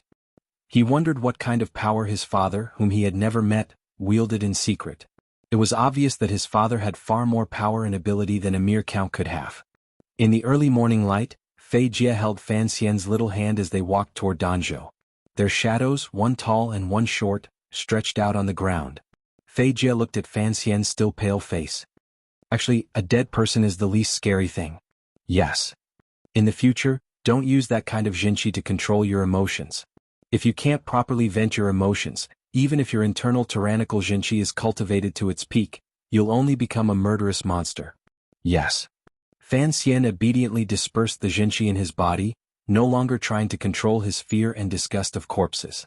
At that moment, Fei Jie suddenly said, "There's still a piece of rotten intestine in your sleeve. Are you going to braise it at home?" A child's scream and the sinister laughter of a bad teacher came from the quiet countryside. Chapter 10. In the following year, the young Fan Xian began to learn everything he could about poisons from Fei Jie, who had come from the capital. Occasionally he would leave the city, traverse mountains and ravines in search of botanical poisons such as strychnine and Barbados nuts. He also tasted all sorts of fungi and suffered from stomach aches countless times. Were it not for the poison grandmaster at his side, he would have long since gone to the underworld. Of course, in order to further his studies under Fei Jie's guidance, Count Sinan's illegitimate son had already committed numerous murders. Countless white rabbits with short tails and scurrying toads were buried under his delicate hands. That year Fan Xian was 5 years old. Strangely, after Fei Jie's arrival in Danzhou, Wu Zhu, who lived in the grocery store, no longer deliberately avoided Fan Xian. At least, whenever Fan Xian snuck into the grocery store to drink alcohol that no child could drink, Wu Zhu would always make him a few side dishes to eat. Fan Xian sometimes found it strange. Wu Zhu was his mother's servant, so why didn't he even care that he drank? Fan Xian knew that his mother was no ordinary person, which was why she had such a loyal and powerful servant as Wu Zhu. But Fan Xian wasn't sure if this blind master would always stay by his side to watch over him. Unknowingly, Fan Xian had gradually gotten used to Wu Zhu watching over him from a short distance away. He had gotten used to the black cloth that covered Wu Zhu's eyes appearing from time to time in some corner, such as under a bamboo tree in an alley, next to a tofu stall on the street, and so on. During that year, the Jinqi in Fan Xian's body had been progressing slowly, but with abnormal stability. It was nearing a certain threshold, but the tyrannical Jinqi that he could accumulate in his sleep had become somewhat unstable, making his emotions faintly restless. He knew that in this still unfamiliar world, there were many unknown dangers. At least in Count Sinan's manor in the capital, there were certainly many problems that he did not understand. And as soon as he woke up, he set a goal for himself: live well and make progress every day. Because of this great goal, in order to preserve his life, and in order to carry out his 3 great missions in the future, he was very determined to practice. And because he had been unable to move due to his previous life's myasthenia gravis, he was suddenly able to walk freely in this life. This made Fan Xian cherish this ability even more. Every day he would get up early in the morning to exercise, climbing high and low. He was so diligent that even Fei Jie found it terrifying. It was a pity that he could not find a way to practice magic. He was certainly more industrious than any other child, but he often comforted himself that as a young man of 20, he was certainly more industrious than the little slugs. Actually, no one knew that it wasn't that he could endure hardship. It was just that he had ADHD. After lying in bed for more than 10 years, even the laziest person wouldn't want to lie down again. That night, Mr. Fei Jie sat alone in his room. The light from the oil lamp had not yet dissipated. He leaned against the table, his white hair even darker than it had been when he first came to Danzhou. Now he was writing on a piece of white paper with a quill. There was a knock on the door. Without turning his head, Fei Jie said quietly, "Come in." Fan Xian pushed the door open and stepped over the high threshold. Rubbing his head, he approached with a chuckle. "What are you writing, teacher?" Fei Jie didn't shy away from him. He casually pushed the paper aside, turned around and asked, "What is it?" After spending a year with Count Sinan's illegitimate son, for some reason this Overwatch Council toxicologist, who had terrorized countless officials and thieves, felt a sense of warmth in his heart. Looking at the kid, he was happy. The kid was young, but he could endure hardship and was willing to study hard. And he didn't have the pretentious aversion to poisons that the rest of the world did. This made Fei Jie feel very comfortable. And most importantly, Fan Xian was smart and sensible. Sometimes he didn't even seem like a 5-year-old child. "Teacher." Fan Xian moved his butt to the bench with some difficulty. "I really want to know what kind of people my parents were." In fact, this was the 4th time Fan Xian had asked about Count Sinan and his mother's past in a year. But the first few times, Fei Jie had always been non-committal. "Your father was a very remarkable man," Fei Jie said. "Of course, your mother was even more remarkable." His words were useless. The Overwatch Council was a terrifying place in the country, responsible for investigating major cases, as well as major crimes committed by officials. Fei Jie was an early member of the council, and later became the head of the 3rd Bureau. He had always held a high position, and even in the capital, where there were hidden dragons and crouching tigers, he was feared. With a single word from Count Sinan, such a terrifying master of poisons had been banished to the faraway city of Danzhou to teach his illegitimate son. Even an idiot could tell how much power Count Sinan wielded in the capital. But it was unknown whether this power was official, or whether it was hidden in the shadows. As for his mother, who had died on the day he was born, Fan Xian did not know what kind of woman she was, but his intuition told him that she was no ordinary woman. He did not know if it was because they were connected by blood or for some other reason, but he had always felt that he missed that woman, whose name he did not know, whom he had never met. Fei Jie didn't seem to want to talk about it. "Since the concubine has given birth to a son," he said indifferently, "you can't inherit the count's estate in the future. So what do you plan to do?" Fan Xian smiled sweetly. "Teacher taught me how to use poison and how to detoxify it. In fact, I've learned a lot about medicine. If I can't do it in the future, I can become a doctor." Fei Jie stroked his long beard. "That's only natural," he said proudly. "Even the imperial physicians of the palace may not be better than me in medicine. As my only student, you are more than qualified to be a doctor in the future." Master and disciple said this, but deep down, they both knew that this was just an extravagant hope. "Teacher," Fan Xian suddenly said, "there seems to be a problem with the Jinqi method I practice. I actually came here tonight to ask for your guidance." Fei Jie believed that no one in the world could surpass him when it came to using poison, but he had never been willing to teach Fan Xian anything else. A person's life is limited, but the methods of killing are limitless. So we should devote our limited life to the pursuit of the most powerful method of killing. And in Fei Jie's eyes, the most powerful method of killing was naturally poison. Now that Fan Xian had the best poison-using teacher, why would he need to practice Jinqi? As for the magic that Fan Xian could never forget, Fei Jie, like most people of Qin, believed it to be of little use in battle. But this was the first time in a year that Fan Xian had taken the initiative to ask a question. Fei Jie couldn't help but feel curious. He stretched out 2 fingers and gently placed them on Fan Xian's pulse. He couldn't help but feel apprehensive. Chapter 11. Fei Jie slowly frowned. Because he believed in the blind man's power, he had never thought that there would be any problems with Fan Xian's Jinqi. But today when he checked Fan Xian's pulse he found something unusual.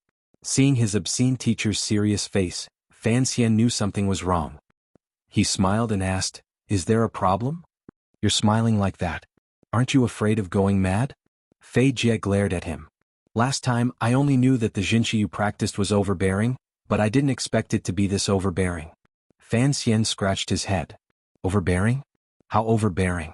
Fei Jie answered seriously, "Very overbearing." Fan Xian looked at him seriously. "Teacher, we're both talking nonsense." Fei Jie was a master of poisons, not a grandmaster. Naturally, he couldn't tell what the nameless Jinqi Fan Xian practiced was, but he could clearly feel the danger of the Jinqi in the child's body. After thinking about it for a while, he advised Fan Xian to go find Wu Zhu. Unexpectedly, Fan Xian sighed and said that Wu Zhu had only listened to his mother and given him the book. Even he himself hadn't practiced it, so he wouldn't say anything. Fei Jie was furious. "Master Wu is going too far. As his young master, why doesn't he teach you personally? Instead, he makes you learn this dangerous method without the guidance of a good teacher?" For more than a year, he had long regarded the 5-year-old boy in front of him as the greatest source of comfort in his later years.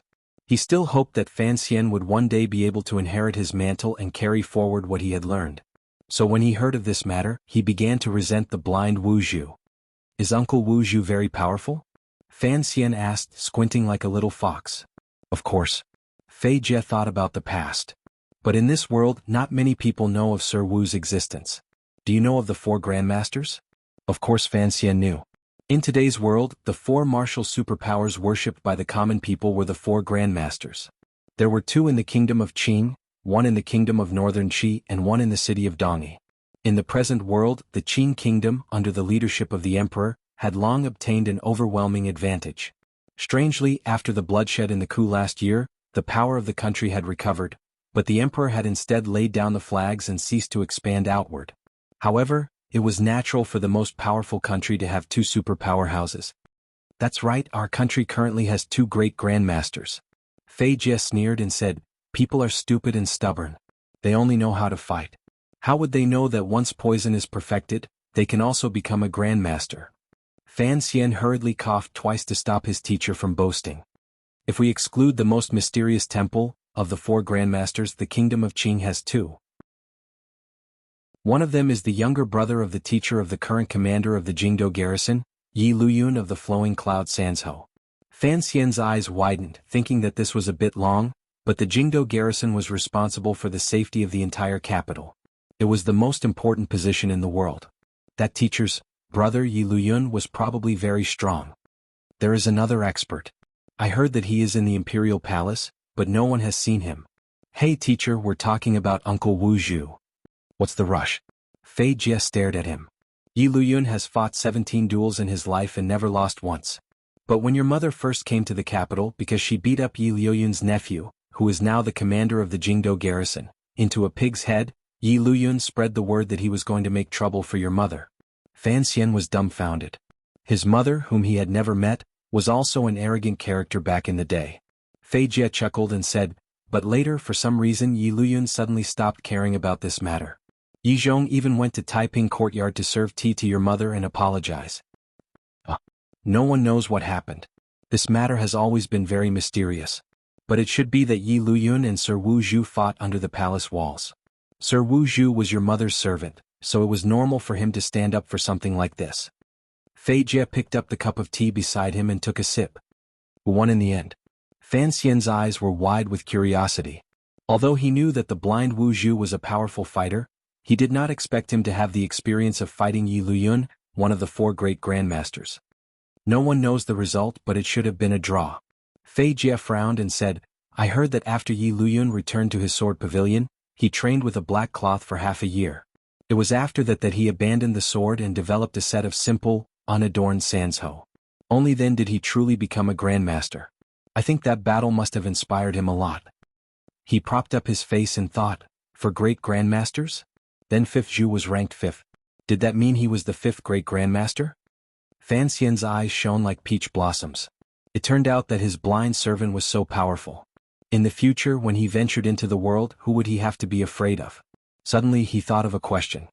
Teacher, didn't you say that these things are all secrets? How did you know? Fei Jie said coldly, I am a high-ranking official of the Overwatch Council. To us, there are no secrets in this world. For some reason, Fan Xian had always been particularly interested in the powerful figures of this world. It was as if he felt that after a decade or so, he would eventually meet those people. So he opened his mouth and asked, Have you met the other 3 great grandmasters? The other master of the kingdom of Qing only exists in legends. According to analysis, he should be in the palace, but no one has actually met him. Fei Jie said, As for the peerless master of the kingdom of northern Qi, it is naturally their imperial advisor, that perverted bald Ku He. Bald? Fan Xian remembered that there was no Buddhism in this world, so naturally there were no monks. He was a monk. I heard that Ku He was an ascetic monk. He once knelt in front of the bluestone steps of the temple for 3 months, drinking only cold food and dew. For some reason he moved the people in the temple. Just like that, he received the gift of God and became a great grandmaster. Fei Jie cursed. It seemed that he envied the ascetic monk named Ku He. One look and you could tell that the bald man was a liar. Temple? Temple. It is a temple dedicated to the gods. Teacher, you're talking nonsense again. The temple is the most mysterious place in the entire continent. It is said that it is the place where the ancestors worshipped the gods. Unfortunately, other than a few extremely lucky bastards, no one has been able to find out where the temple is. So no one knows what it is like inside. Then perhaps, the temple does not exist. Fei Jie hit Fan Xian's little head hard. It is one thing to mess around normally, but how can you be so disrespectful to such a holy and noble place? Fan Xian held his head and looked at his teacher in shock. First, he was shocked that his teacher, who had used poison without blinking an eye, would still maintain respect for the temple.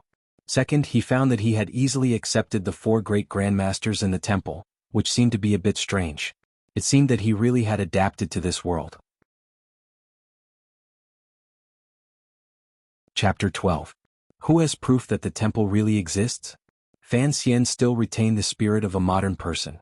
Fei Jie said proudly, Imperial advisor Ku He, one of the 4 great grandmasters, was only favored by the temple and became the most powerful warrior in the land. Is that not enough proof? Perhaps Ku He took a lot of stimulants and used the temple as an excuse. Fan Xian pursed his lips. Bah, although I am very jealous of Ku He's luck, he has been worshipping the gods for decades. I admire that. How could he use the temple as an excuse? Besides, what is a stimulant? It's a kind of tonic like an elixir. It must have been too much, otherwise how could he have lost all his hair? Fan Xian laughed and joked with his teacher. Fei Jie ignored him. The temple and the Tianmai are the same. They are both things that are recorded in ancient books. The most important part of the royal worship is the worship of the temple. However, the temple does not want to interfere with worldly affairs and never enters the world, so the worship is only held in the Temple of Heaven, 3 miles away from the royal palace. The temples of Qing and northern Qi both have the great priests of the temple, but they never get involved in politics or national affairs. Only some ascetic monks are said to be remnants of the temple, and they walk the world to train their bodies and minds. Fan Xian was still smiling, but in his heart he was thinking, what kind of existence is the temple? If it is a religion, why is there no existence similar to a church in this world? If there is no such organization, then this religion has no power. Without power there is no profit. Without profit, there is no reason for any organization to exist. So he did not believe that the temple was, as Teacher Fei said, just a transcendent existence that is detached from the world. But in his heart he also thought, if there really is such a miraculous place to worship and it does not interfere with human life, it seems to be a good thing. Alright teacher, you have been chatting for a long time, but you still haven't told me what is going on with the Jinqi in my body. Seeing the boy throw a rare tantrum, Fei Jie carefully felt his pulse and then said seriously, as I said earlier, the Jinqi in your body is very powerful. So powerful that, although you have only been training for a short time, the amount of Jinqi in your dantian and meridians far exceeds what your body can hold at your age. Is it that serious? Fan Xian's face was bitter. I have not confirmed it yet. Then you're trying to scare me in advance. I'm not trying to scare you. It's just that right now you're like a leather bag filled with wine. The bag is only so big and the wine inside is getting more and more. If you continue to practice like this, I'm worried that your leather bag will burst. Fan Xian had been practicing martial arts for the past few days. Other than the occasional burning pain in his waist, he had not felt anything strange. So when he heard his teacher say this, he could not help but feel a bit reluctant to believe it. He shook his head and said, Teacher, you are calling me a good-for-nothing. I understand what you mean. Try to circulate the genuine qi in your body according to your usual cultivation method. Fei Jie frowned slightly. Fan Xian obeyed and closed his eyes. Naturally, he entered a state of cultivation. The warm mass of qi in his abdomen began to gradually expand. It followed the meridians of his body and slowly spread to his limbs. Fei Jie closed his eyes and placed his fingertips on the little fellow's wrist. After a while, he suddenly frowned and said, Don't hold it back on purpose. You're just a 5-year-old child. Even if the genuine qi is too overbearing, it can't hurt me. It's just that your body is weak now and can't bear it. Fan Xian had indeed been controlling the strength of the genuine qi in his body, slowly releasing it from his dantian. But now that he heard his teacher's words, he thought that the little bit of genuine qi he had could not hurt this old poisonous creature. If he released too little genuine qi, it would be difficult for his teacher to detect the true symptoms. Thinking this, he closed his eyes. The nameless Jinqi formula slowly rang out in his mind. Do not destroy the shape of the pool of flowers. Let the heavenly spring pour into your body. As he recited the formula, the genuine qi in his body seemed to have received an order. It jumped and happily ran out of his dantian. It followed the meridians of his abdomen to his back and followed a very strange path straight to his wrist. A muffled sound rang out in the study. Fei Jie suddenly opened his eyes and felt his fingers on the child's wrist being flicked by a thick stream of Jinqi. He wasn't prepared and was forcefully flung into the wall. With a muffled sound, he felt a burning sensation in his fingers and a pain in his chest. Unexpectedly, he spat out a mouthful of blood. On the other side, Fan Xian also felt a pain in his chest. He raised his head and saw Fei Jie's wretched appearance. Shocked, he hurriedly ran forward and helped his teacher up. Fei Jie waved his hand, indicating that he was fine. He climbed up from the floor and touched the blood stain at the side of his lips. He looked at the child with a strange look in his eyes, one that he could not quite put into words. He muttered to himself, He's only King 5 years old. How can his genuine qi be so overbearing? If you continue to train, won't the genuine qi in your body explode in the future? Hearing his teacher curse, Fan Xian was stunned. He had not expected Fei Jie to spit out blood from the sudden disobedience of the genuine qi in his wrist. But after Fei Jie was injured, the first thing he thought of was not his own injury, but his concern for his student's safety. Thinking of this, even Fan Xian, who had always hidden in the shell of a child and sometimes deliberately sealed off his emotions, felt moved. The wooden door opened without any wind, and a black shadow swept in like a black light. Fan Xian was very familiar with this person's scent, so he did not pay much attention to him. He only helped Fei Jie. You two fools. Even at a time like this, the blind Wu Zhu's tone was as cold as ever. He lifted Fan Xian up with one hand and put his finger on the child's neck. After a moment he said coldly, You are not injured. You were just too nervous when you saw Fei Jie spit out blood. He then looked at Fei Jie and said coldly, Fei Jie, you taught him how to use poison. I trust your ability, but the lady once said that your level of martial arts is the weakest of the 8 bureaus of the capital. Since this is something I left for the young master, it would be best if you did not say anything. In Danzhou City, Fei Jie seemed to be a very unremarkable and somewhat wretched teacher. But in the capital he was a very powerful figure. Now that he was injured, although he had been careless, Wu Zhu's words made him feel ashamed. Furthermore, he was worried that Fan Xian, who was only 5 years old, would begin to practice such an overbearing method. His face gradually darkened. Chapter 13. Fei Jie's face darkened. Of course I have no right to question the method Master Wu Zhu taught Fan Xian. But I am curious. Why didn't you teach him yourself? After all, he is only 5 years old. Even if he is talented as his mother's servant, you should be watching from the side in such a dangerous situation. What he said made sense. Since Wu Zhu had left this nameless Jinchi formula next to Fan Xian's swaddling clothes, he had a duty to ensure that Fan Xian would not have any problems practicing it.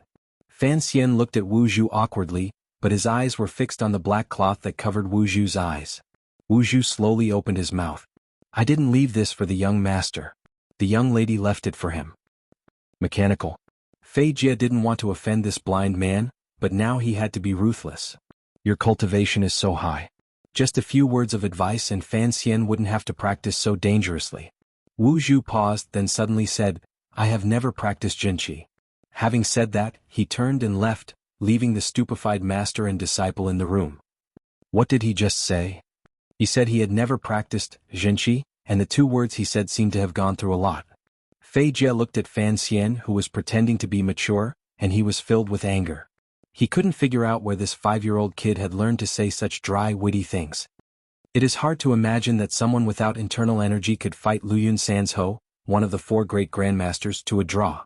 Although Yi Luyun was still using a sword at the time, he had not mastered the Sanzhou. Teacher. Fan Xian asked respectfully, can a person without internal Jinchi be as powerful as Uncle Wu Zhu? Fei Jie frowned and thought for a moment. Only if his every movement was terrifyingly precise could he use the iron rod in his hand and stab it into his opponent's vitals before they could react. Fan Xian remembered the night when he had first arrived in this world. The blind young man had carried him on his back and held a dripping iron rod in his hand. However, this kind of speed and power shouldn't be something a human can achieve. Fei Jie shook his head and suddenly coughed twice. He hurriedly sat down at the desk and looked at Fan Xian seriously. Kid, if you don't have to practice this martial art, it's best if you don't. With what I've taught you, I can guarantee that in the future, only others will be afraid of you. I will think about it, teacher, Fan Xian replied maturely. Fei Jie thought for a moment, then went to the bedside and fetched a small medicine pouch. He handed it to Fan Xian. Take it. This medicine is very expensive. If in the future your training goes awry, remember to take one and drink it with plenty of water. Fan Xian held the pouch in his hand. He knew that this medicine must be very precious. He nodded. Thank you for the medicine, master. Fei Jie smiled and looked at the child in front of him who was like a little adult. He suddenly said, Is it strange? I was clearly forced by your father to come to Danzhou to teach you. Why am I still so good to you now? Fan Xian did not open his mouth to speak. He only looked at him with a grateful expression. Fei Jie smiled and shook his head. He patted Fan Xian's head. Perhaps I'm getting old. To be able to teach such a clever student like you is something to be happy about. For now, don't think about the Count's manor in the capital, Fei Jie said seriously. Although you are still young, I hope you remember what I'm about to say. Seeing that his teacher was being serious, Fan Xian quickly stood up and listened. The affairs of your family are far more complicated than you can imagine. It involves not only your own survival but also the lives of many others. So you must be careful.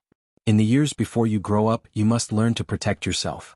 That way, in the future, you will have the power to protect others. In the future, who will I protect?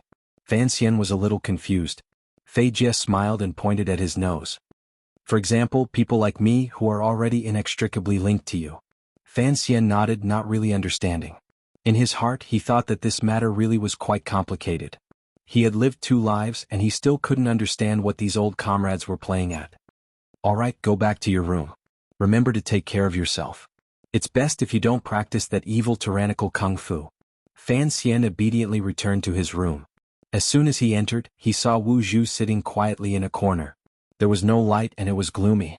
The black cloth covering his eyes was even thicker than the darkness of the night, like ink. Uncle. Fan Xian bowed his head in greeting. Wu Zhu's voice came from the corner. It was flat and clear. The book is divided into 2 volumes. The first volume is called Tyrannical, and the second volume has no name.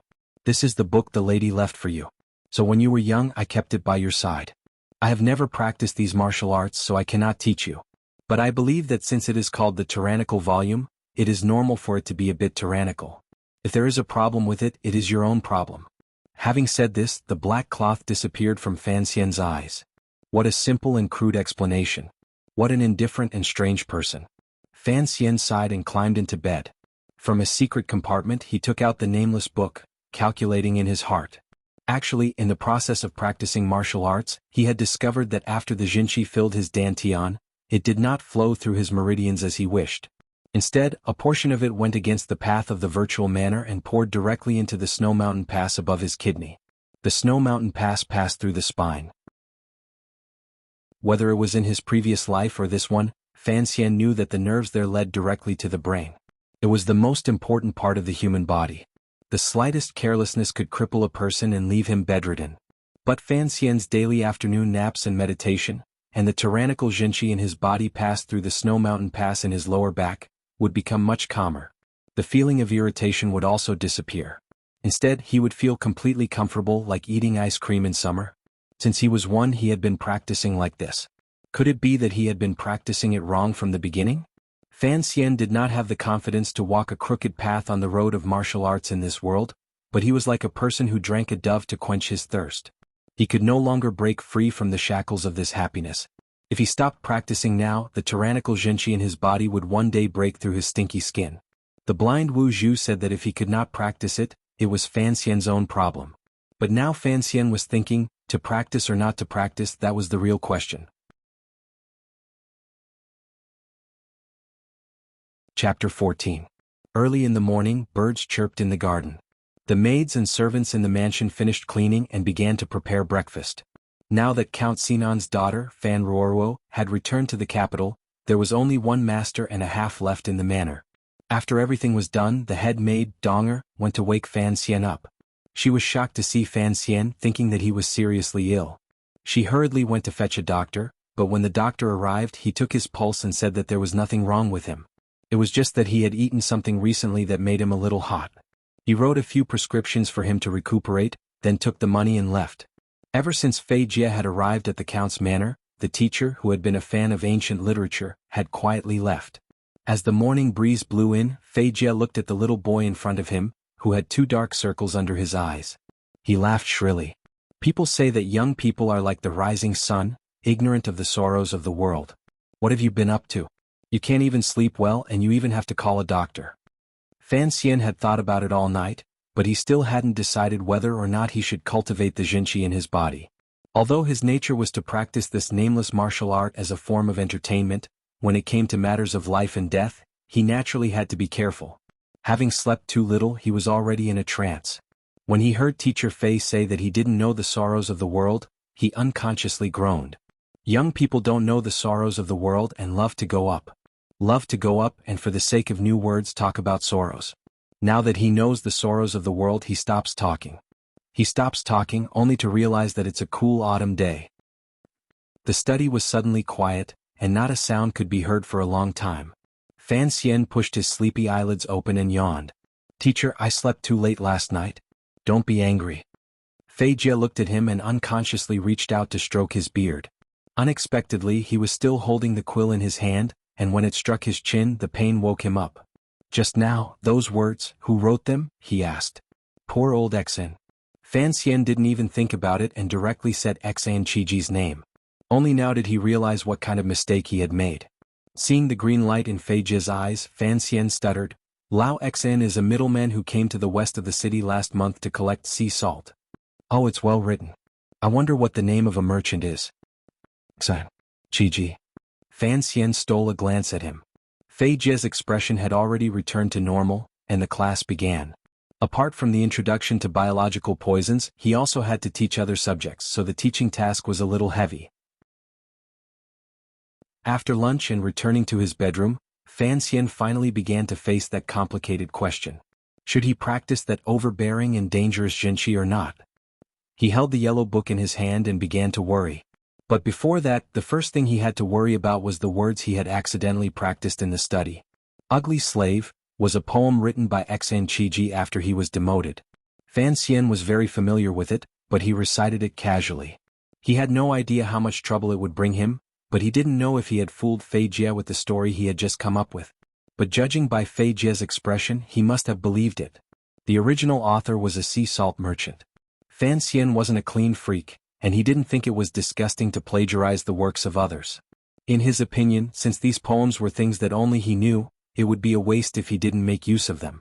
In the first few years after he came to this world, he had enough time to think about how to survive in this world. Plagiarism, a job with a bright future, was one of his plans without hesitation, and it firmly occupied the top 3 positions of glory. When Fan Xian was thinking about this part, he kept hypnotizing himself. I'm not yeast, I'm the disseminator of Earth's cultural heritage, the preserver, the great communitarian. But he didn't want to copy like this, not now. In his imagination, at least whatever he wrote, he had to use the names of his ancestors as his pen names. Just like today in the study. If a 5-year-old child wanted to copy, he should copy Luo Binwang's "White feather floats on green water, goose goose goose goose." That was so cheerful, in line with the child prodigy in his plan. And at such a young age, if he were to casually hum, "What's left to say? What a cool autumn day." That kind of phrase would no longer be a child prodigy, but a heavenly mountain maiden.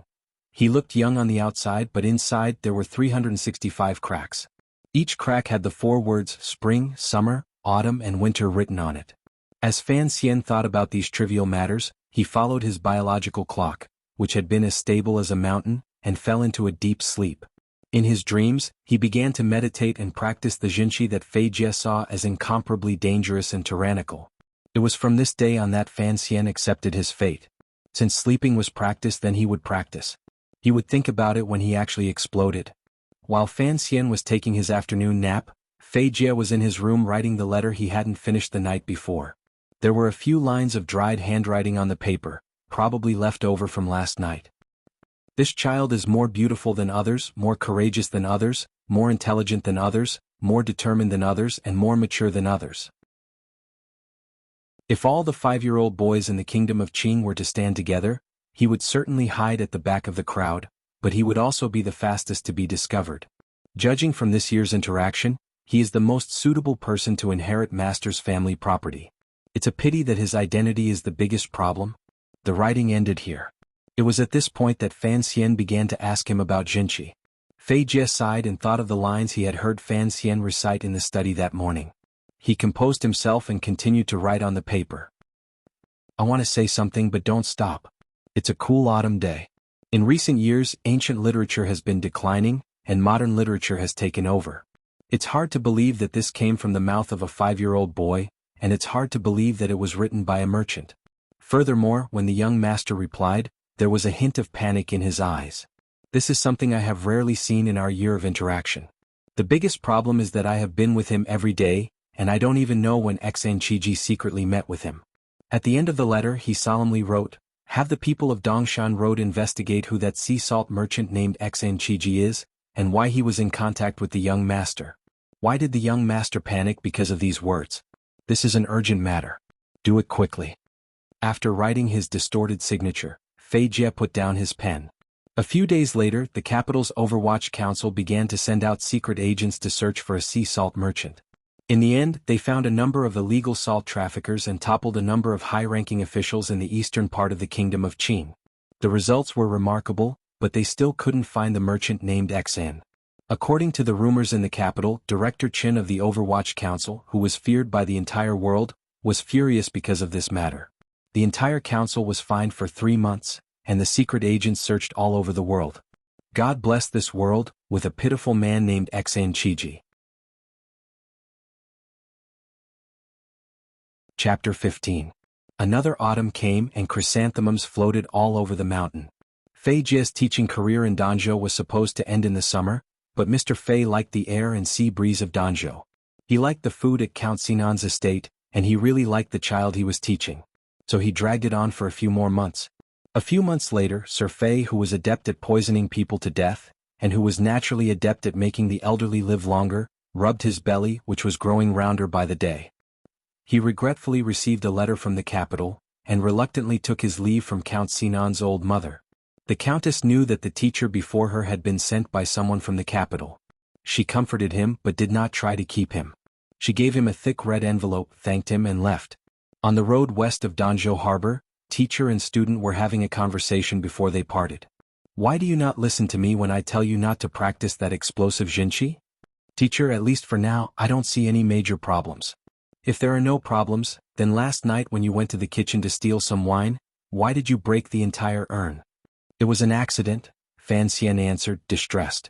Over the past few months, the Jinqi in his body had become more and more violent, and this kind of thing happened often.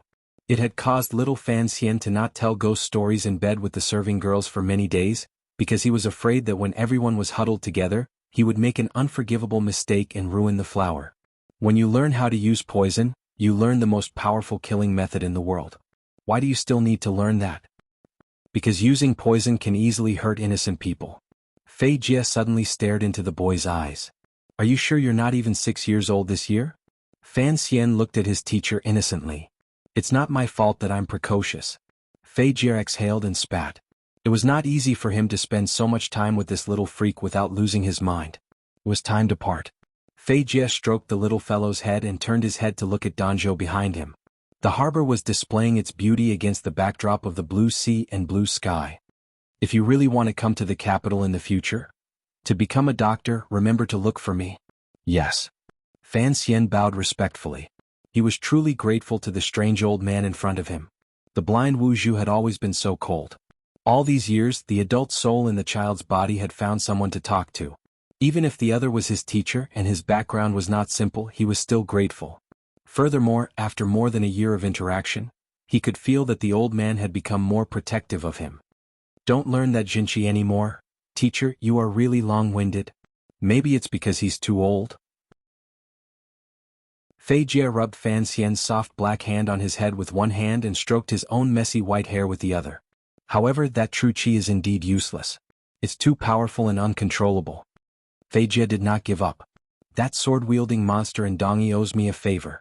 If you are willing, I can introduce you to him as a student. Fan Xian sucked in a cold breath and said, You're talking about the sword saint of Dongyi? That's right, Fei Jie said temptingly. One of the 4 grandmasters.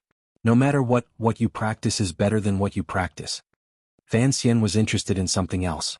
Teacher, how did you know him? Oh, when he was 8, his father invited me to treat him. TSK, that monster was clearly an idiot. All he could do was hug a tree branch and stare blankly.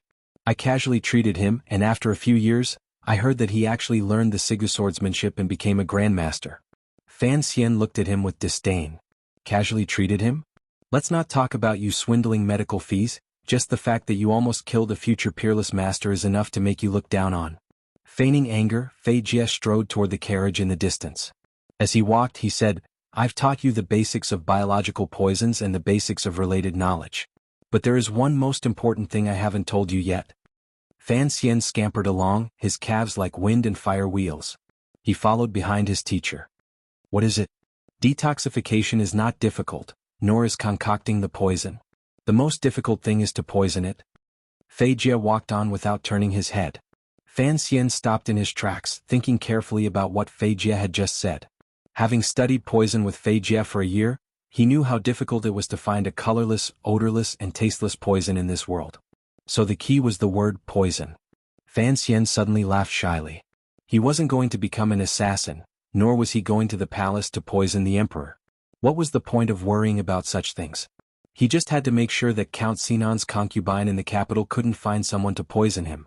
After following Fei Jie for a year, he was confident. Fan Xian watched the carriage slowly move away, dust rising as it slowly landed by the roadside. He bowed to the carriage on the road. He knew that the perverted old man in the carriage must have been very reluctant to come to Danzhou. But over the past year, Fan Xian had followed him everywhere to dig up corpses and cut frog legs. He couldn't help but be infected with some of the old man's dark aura, and felt that he could be considered a friend despite the difference in age. Fan Xian couldn't help but feel a little sad when he left like this. Teacher Fei Jie is really a good person, but he's a little pitiful. For a long time after that, Fan Xian couldn't get used to it. Normally, when young noblemen were his age, they would gather friends to learn and have fun. Although Fan Xian was the only noble in Danzhou port, he could still find many playmates who were close to his age. However, Fan Xian knew that after he ended the story club, he could no longer hang out with his peers anymore. Because his mental age was much older than the other parties, he felt like he was taking care of a child when he was with those children.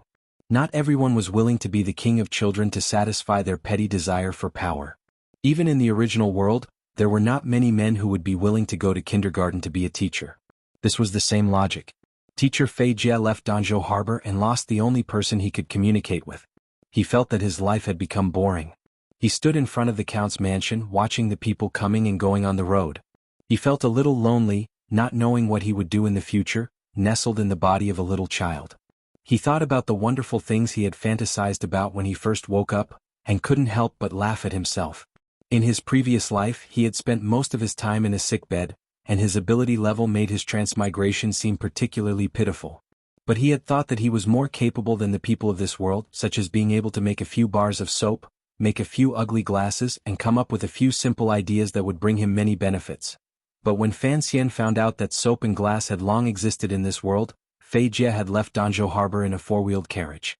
When he found out that the horse of the guard next to the carriage had a saddle and stirrup, he felt a sense of failure and began to sigh.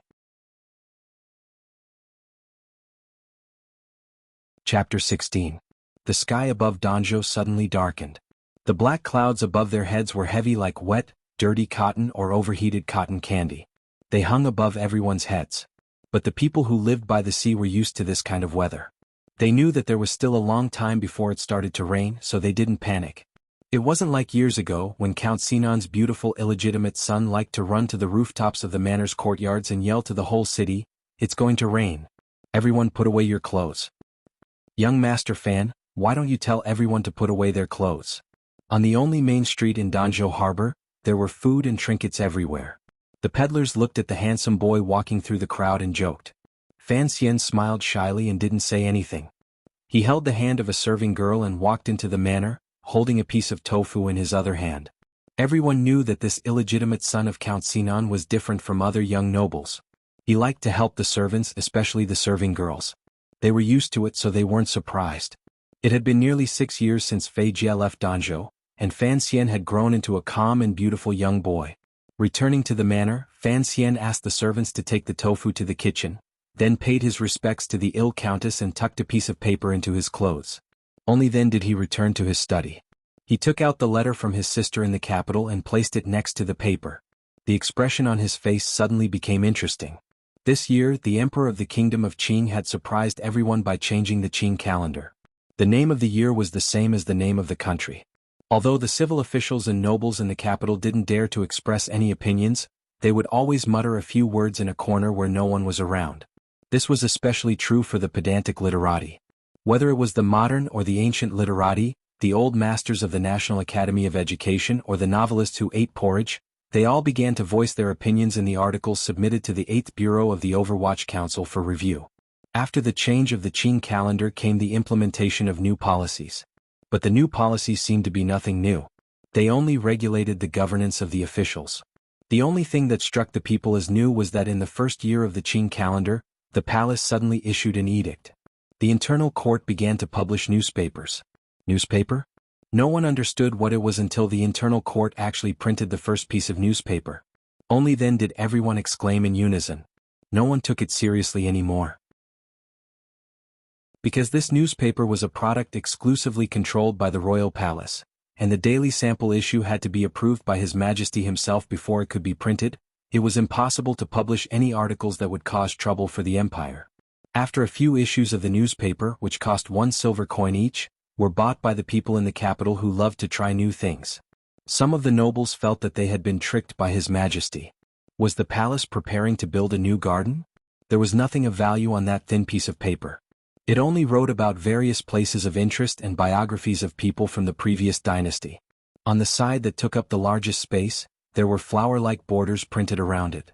They recorded the private lives of many officials in Jingdo, such as how the head of the military council was brutally beaten by his fierce wife, why the commander of the Jingdo garrison was missing a front tooth, and so on. There was also some gossip involving neighboring northern Qi and Dongyi, but the officials of the Qing kingdom only paid attention to their own matters. In the beginning they could laugh and laugh. Later, when it was their turn, they knew the taste of losing face. They had wanted to make trouble for the newspaper, but the emperor was behind them, so they could only reluctantly give up. The newspaper had a small print run.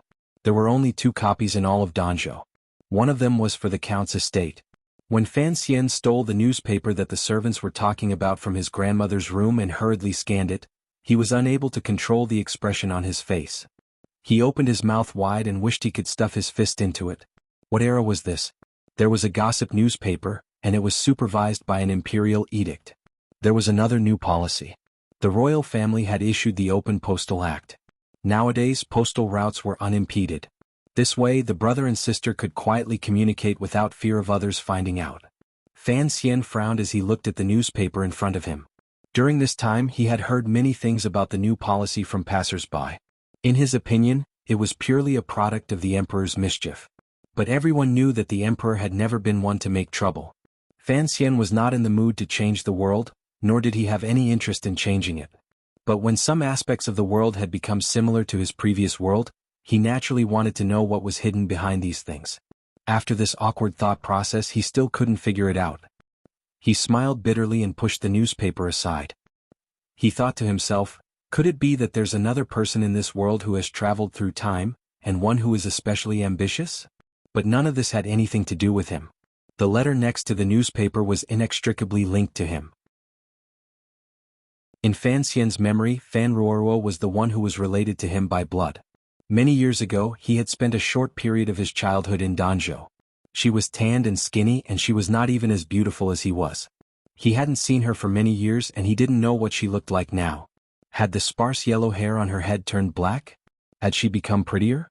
Fan Xian had even forgotten whether his sister should be called Fan Ruo or Fan Ruoruo. I really am not a good brother, he thought self-mockingly. Even though he had a strange soul that had lived 2 lives in his body, he was still that girl's brother in his blood, so he did not care much for her. 2 years ago, when Fan Ruoruo started school, she often sent letters from school to Danzhou City. Fan Xian, on the other hand, spent every day practicing his powerful Jinqi, receiving hard training from the blind Wu Zhu, and revising the book on toxicology left behind by Fei Jia. Rarely replied. Fan Ruoruo should have been 10 years old this year. Perhaps it was because of the horror stories she had read in her childhood, but for some reason, the young lady of the Count's manor was very dependent on her distant brother. She often sent letters to ask after him. In the first half of the year, her letters often expressed her longing for her grandmother and memories of her life in Danzhou. In the second half of the year, her letters only occasionally talked about family matters, and most of them talked about the boring days in the capital. Fan Xian's finger lightly brushed across the letter, his beautiful face slightly worried. The letter was written in his sister's slightly immature handwriting. She wrote about her recent life in the capital, and how she had entered a school that only girls from noble families could attend. Everything seemed to fit the trajectory that everyone like her should follow. Chapter 17. But between the lines of the letter, there was always a hint of worry that did not match Fan Ruoruo's age. Thinking about it, the concubine who had given birth to a son had become more and more arrogant after the death of the First Lady. The little girl was alone in the capital, and Count Sinan was busy with official business. Perhaps there were some problems with her life. Fan Xian picked up his brush and dipped it in ink. After a moment's thought, he began to write. In the letter he was very vague. He wanted his sister to spend more time with Count Sinan, and to appear weak and lovely in front of their father. She should never complain, but she should occasionally show her hidden bitterness. The second step was to show off her strength in front of the concubine and her arrogant younger brother. As the saying goes, a kind person can be bullied. If you don't want to be bullied, you have to at least show that you have the will to resist. The third step was to treat the servants in the family better, especially Count Sinan's aides. She had to look at the uncle with pure, innocent eyes, and look at him with idle admiration. After that, she had to offend the current mistress of the capital, suffer a little, and then find a way to let the master know. Any man would have an inexplicable desire to protect someone, especially his own daughter. He believed that under the influence of his surroundings, Count Sinan would remember that his dead wife had left him a daughter. But this kind of family strategy needed to be mastered. Fan Xian casually gave a few pointers, thinking that if Ruoruo was smart enough, she would understand what he meant. But he didn't know if these tricks, which he had learned from the romance novels of his previous life, would be useful. He waited anxiously for a reply, afraid that his blind suggestions would bring trouble to the 11-year-old girl. After 2 months, Fan Ruoruo's reply came. He didn't know if it was because of these tricks, or if there was no such thing as a stepmother abusing her daughter in the capital, but Fan Xian could clearly see that his sister was very happy. But in the letter, Fan Ruoruo asked, puzzled, why should he treat the servants in the family better? Only then did Fan Xian realize that in such a stratified society, not everyone saw the relationship between people the way he did. So he wrote another letter and told a few short stories to show that respect was not only good for others, but good for oneself as well. Originally, Fan Xian had wanted to copy a few stories from the Decameron from his memory and send them to the capital. He remembered that when he was reading textbooks in his previous life, the authoritative critics had always praised Boccaccio for praising love and advocating social equality and equality between men and women. But after a moment's thought, Fan Xian felt a lingering fear.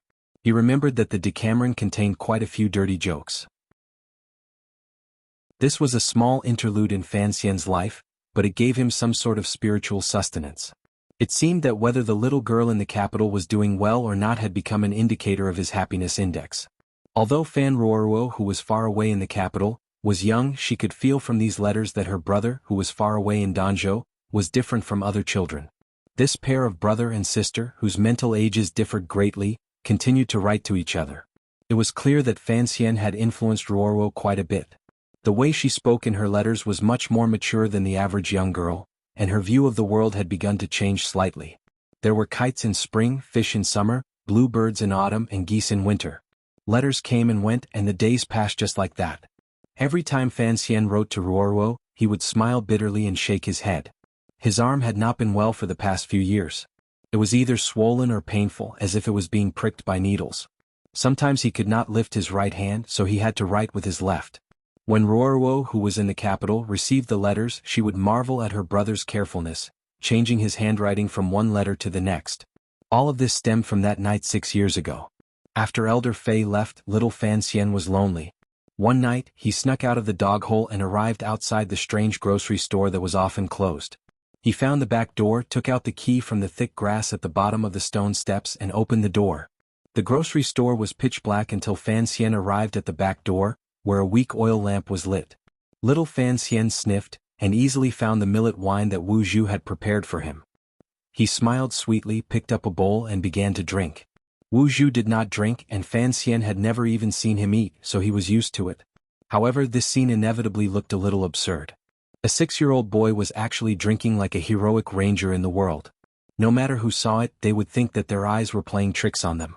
But Wu Zhu allowed Fan Xian to drink as he pleased, never showing any intention of stopping him. He even began to prepare a few cold dishes for Fan Xian to accompany his drink. Although he was drinking millet wine, drinking too much would still make him feel a little dizzy. Fan Xian squinted his cute little eyes and looked at the expressionless blind man, who seemed to never grow old.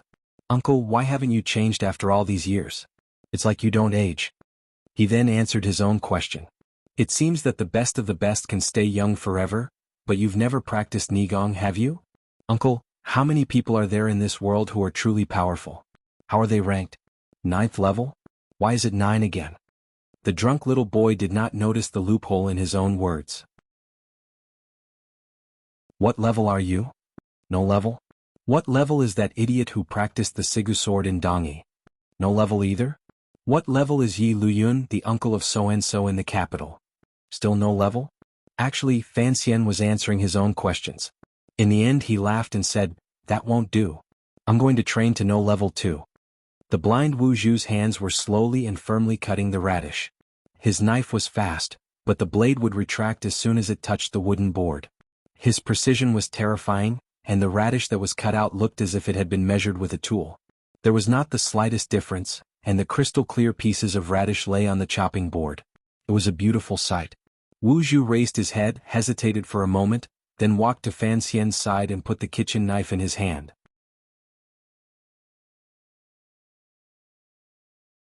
Chapter 18. That night, Fan Xian stared blankly at the carrots on the chopping board. After digging up graves and dismembering corpses, he began the second part of his life, which was extremely beneficial but also extremely tragic. Sometimes he felt that life was very interesting. Out of nowhere, he had 2 teachers with strange temperaments who did not care about his precocious nature. Furthermore, Fei Jie and Wu Zhu had taught him how to use poison and kill people. The methods they used were quite perverse. Late at night, a very soft tapping sound came from the back room of the grocery store. Wu Zhu turned to the side and said coldly, "I'm cutting very slowly today." Fan Xian wiped the sweat from his forehead and looked at the small mountain of shredded radishes in front of him. He smiled slightly and moved his right arm. He found that after years of training in shredding radishes, his speed was about the same as Wu Zhu's, and the thickness was almost the same. but the swelling in his right arm disappeared and the pain returned. Up to this day the shredded carrot still made noises. Fan Xian knew that he was still far from Wu Zhu's level of control.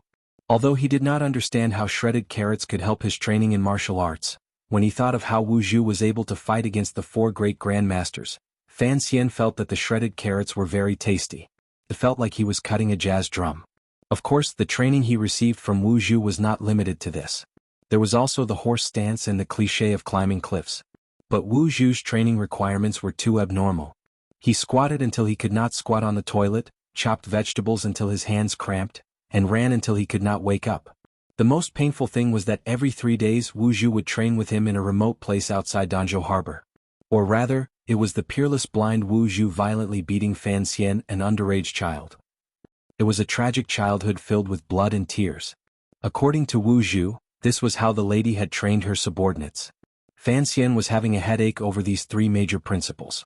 The so-called 3 major principles referred to, starting from the difficult, strict and practical requirements, and carrying out large amounts of exercise. In Fan Xian's previous life, this was the most useful method for Chinese athletes to sweep away gold medals. But Fan Xian still did all of this with a shy smile on his face. On the surface, it was because he kept his promise, but in reality, it was because his wisdom far surpassed his age that he knew that all of this would be of great benefit to him. The nameless and domineering Jinqi in his body had become more and more violent in the past few years. Although it was outside of his dantian and contained by the snow mountain at the back of his waist, his undeveloped body still could not withstand the invasion of the Jinqi in his meridians. Often, the Jinqi would overflow, and every time this happened, there would always be furniture around him that would suffer.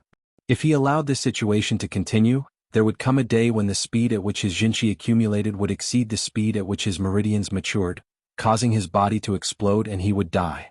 What he did not expect was that the blind man Wu Zhu did not have any way to tame the violent Jinqi in his body. All he did was train his body and adjust his bodily functions to an optimal state. Then he used the method of slicing radishes to train his mind. He was not impatient or impatient. Over the years, his control over his Jinqi had become much more stable. When it came to death, none of the living people in this world had as much experience as Fan Xian. Thus, no one was more afraid of death than him and treasured life more. So when he found out that Wu Zhu's training was very helpful in helping him overcome the side effects of the tyrannical scroll, he quietly persevered. Fan Xian thought about it later, and understood the hidden meaning behind Wu Zhu's actions. If the Jinqi was a fire, and he was the furnace, then training his muscles was the same as building a sturdy furnace. Training his mind and spirit was the same as opening a small hole in the furnace, effectively controlling the strength of the fire. As for being hammered by Wu Zhu every day, Fan Xian could only explain it to himself. This was the 3 aspects and 1 great part of the 3 aspects and 1 great. But it really hurt. Early in the morning Fan Xian woke up in bed. He rubbed his numb eyes and climbed out of bed. He jumped into the servant girl's blanket and sniffed the lingering fragrance of her body. He pursed his lips and was very satisfied. The servant girl, Cici, was combing her hair. Noticing that he had woken up, she smiled and walked over to her bed. She pulled out the boy who was twisting her blanket like an octopus. She didn't have time to comb her hair, so she just gathered it up and got up to prepare hot water for a morning bath. Fan Xian climbed out of the blanket and sat down on the cotton pillow he had made for Cici. He lifted up his pants and looked inside. He was reciting his favorite drinking game from his previous life, before the onset of the disease. He used his right hand to gesture rock paper scissors. Who's lewd? I'm lewd. Who's lewd? You're lewd. He finally raised his eyebrows and looked inside his pants. I'm lewd, he said to himself. You don't have the ability to be lewd. Having been in this world for many years, Fan Xian had long since gotten used to this kind of decadent lifestyle. He yawned as he waited for the servant girl to return. Unexpectedly, after waiting for a long time, he almost fell back to sleep, but there was no hot towel on his face. He didn't know what had happened, but he could hear faint curses coming from the courtyard. Fan Xian put on his clothes and walked out curiously. He immediately saw something that made him very unhappy. In the garden, the visibly tired housekeeper Zhou was fiercely scolding the servant girl, Cici. It seemed that Cici had rushed out to fetch hot water, so her hair was not combed properly and her clothes were not neat. There were a few servant girls surrounding her, their faces full of fear. This housekeeper Zhou had come from the capital 2 years ago. Fan Xian naturally knew that he was sent by his mistress to keep an eye on him. But over the past year the housekeeper had behaved himself, and Fan Xian had been secretly watching him. He hadn't seen him do anything, so he had always let him be. But today the housekeeper was scolding his own servant girl. This made Fan Xian very unhappy. He was a very protective person. He narrowed his eyes and walked over to the housekeeper. But for some reason the housekeeper was particularly stubborn today. He insisted that Cici go to the backyard to be punished.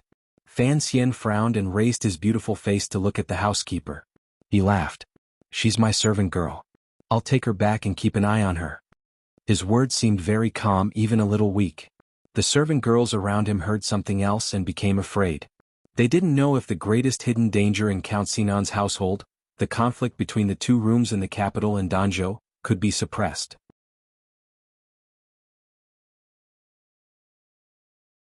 Chapter 19.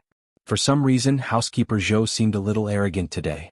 With a fake smile he said, "Young master, the countess says I can still manage the affairs of the manor."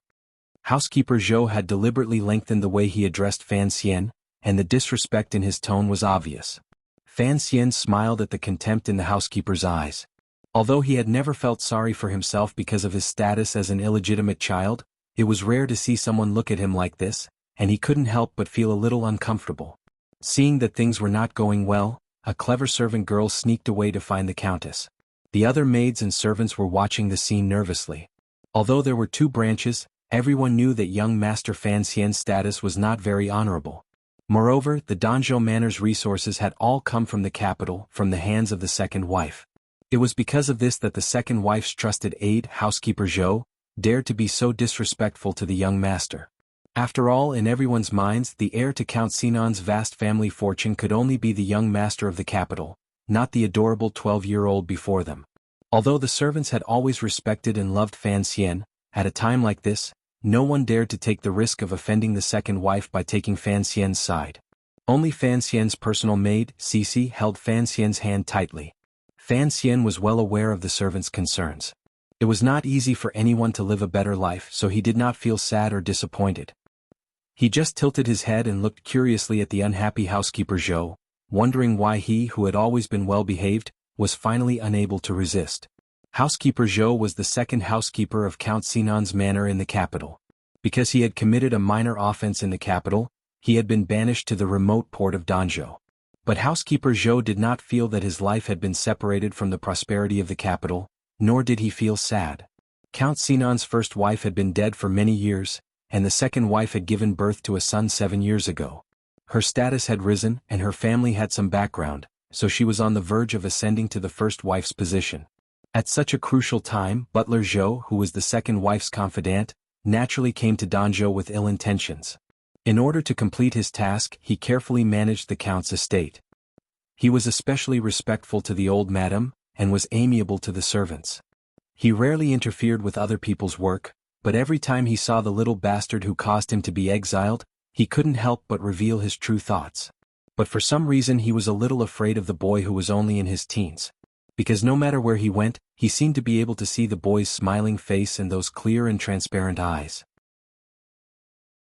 That face was very clean and beautiful, but it would be very strange to find that this face was always by your side after you woke up. When housekeeper Zhou warmly greeted the servants, little Fan Xian's beautiful face was hidden among the flowers, gazing at him in a daze. When housekeeper Zhou furrowed his brows and carefully examined the accounts, little Fan Xian's clean face rested on the windowsill of the accounting room, gazing at him innocently. When housekeeper Zhou respectfully reported to the old madam, little Fan Xian's cute face gently leaned against the old madam's side, gazing at him with endless curiosity. A few months passed like this and housekeeper Zhou felt that he was going crazy. Regardless of whether he opened or closed his eyes, he could see that clean, cute and harmless little face. It was like the face of a ghost floating in the white fog. If it wasn't a ghost's face, how could it be so beautiful and so focused on him? Housekeeper Zhou was almost unable to bear the mental pressure, and even began to feel suspicious. Did the little boy know that he was here to deal with him? But housekeeper Zhou immediately thought, this bastard is so young, how could he know about the treachery of the adult world? But, why does he always look at me? What? Just like in this situation, my words should have made this little bastard feel humiliated, so why can he still smile?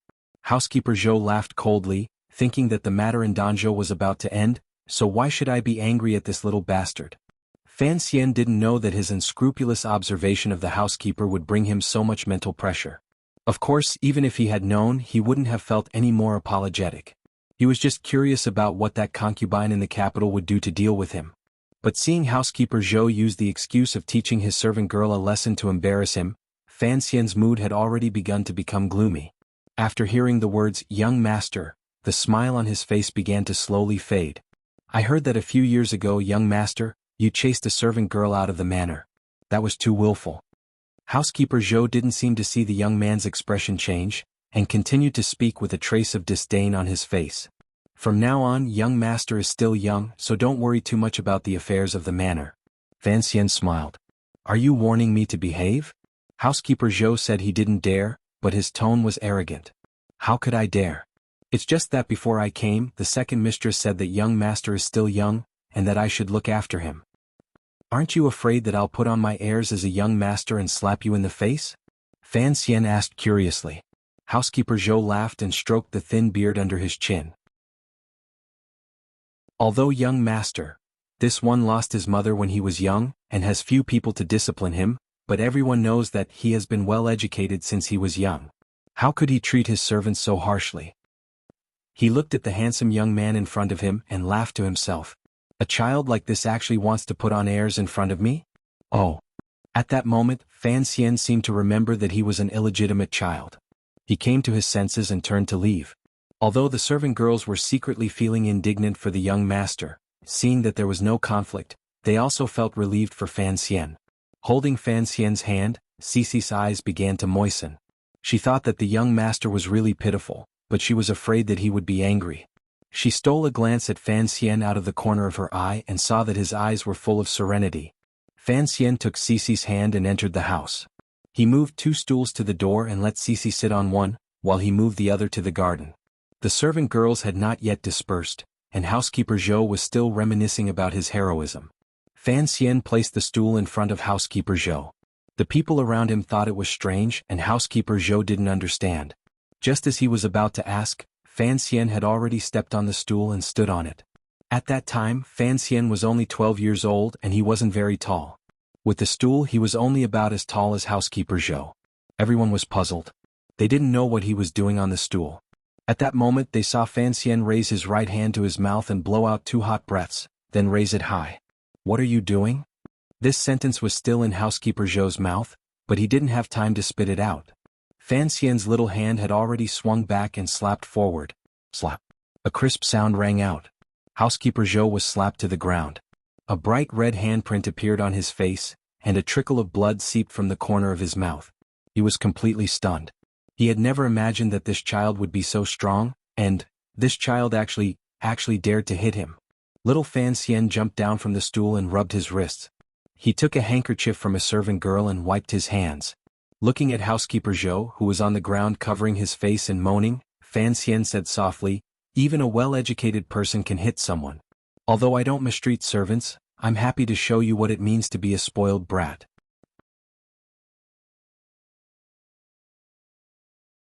Chapter 20. Housekeeper Zhou fell miserably to the ground. His face was a mess and he spat out a few pieces of jade. He was still in a semi-conscious state. He looked at Fan Xian powerlessly, his eyes full of fear and shock. Fan Xian said quietly, "I really don't understand what you people are thinking. Do you really think I can't bear to hit you? You seem to have forgotten who you are.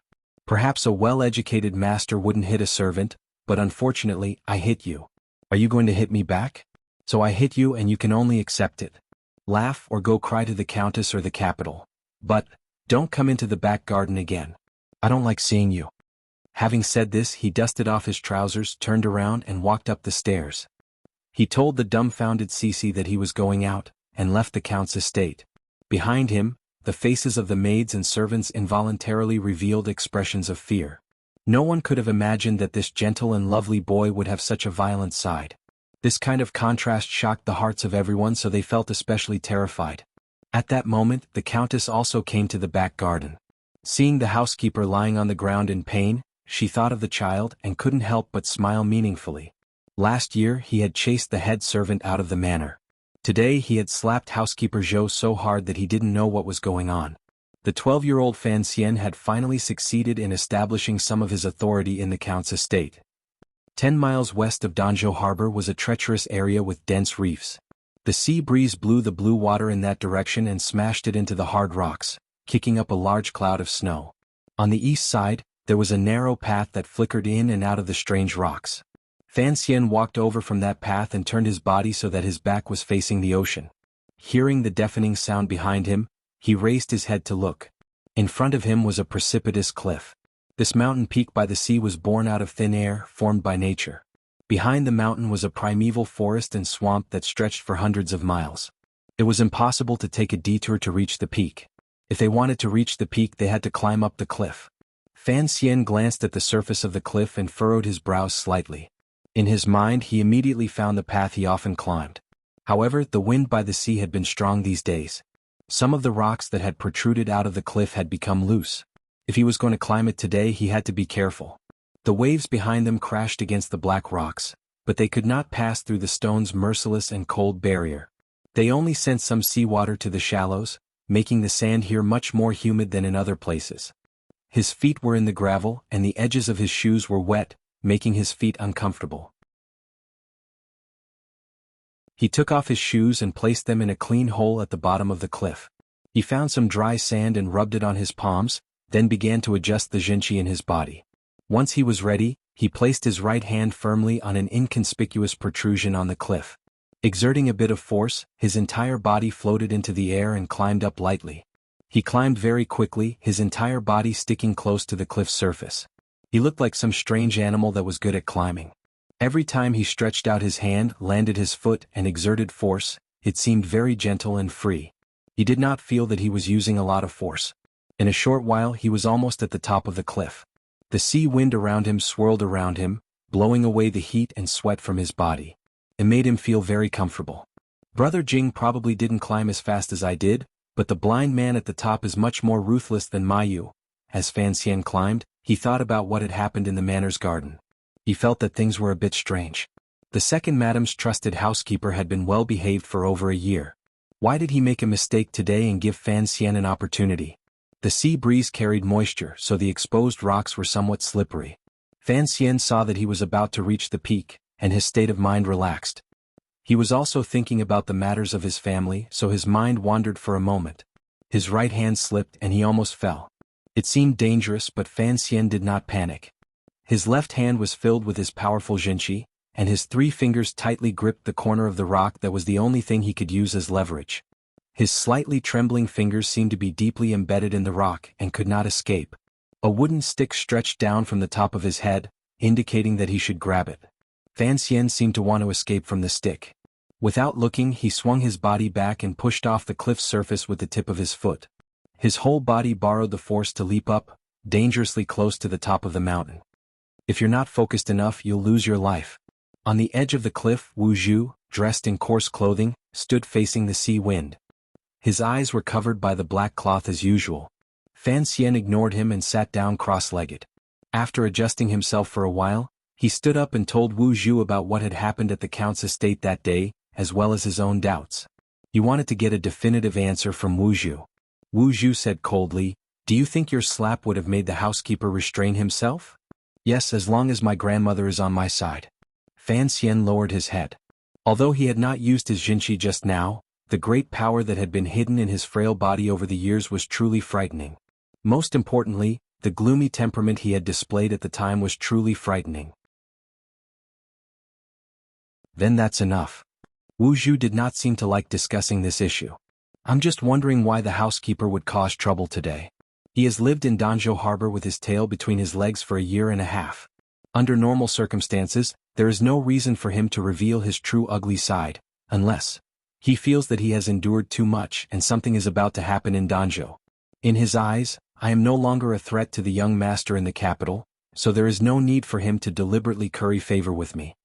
Fan Xian's self-deprecating smile appeared on his young face, and it looked very uncoordinated.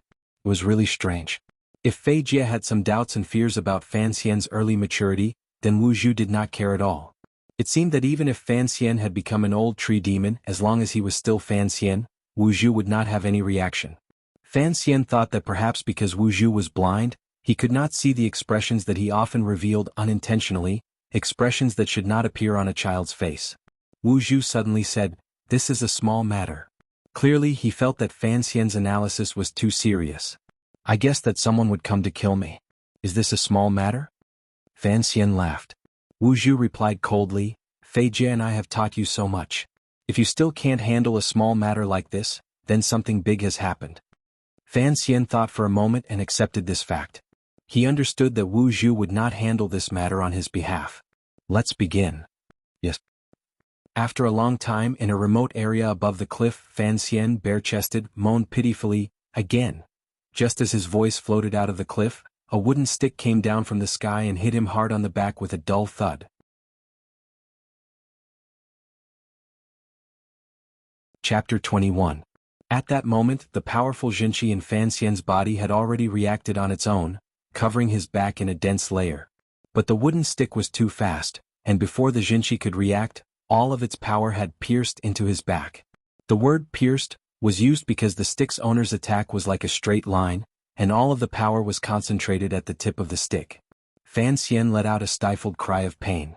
Although his body was protected by Jinqi, the pain still penetrated into his bones, and his whole body curled up. Just a moment ago he was still curled up on the ground in pain, but the next moment he used his small hands to push off the stone under his feet, and his whole body rolled up using the momentum of his curled-up body. Then he fiercely kicked behind him. Anyone who saw a beautiful young man kick out with such a treacherous kick would feel fear. But the only response he got was a simple, "Pa." Fan Xian half knelt on the ground, his hands rubbing his ankles. He sucked in a breath of cold air, and his eyebrows furrowed in pain. He knew that begging for mercy was useless. This was proven by his experience over the past few years. So, he just stared at the blind man standing 3 meters away and kept calculating in his heart. According to the agreement with him, as long as he hit the blind man, even if it was just the corner of his clothes, he would win. Then he would get a month's vacation.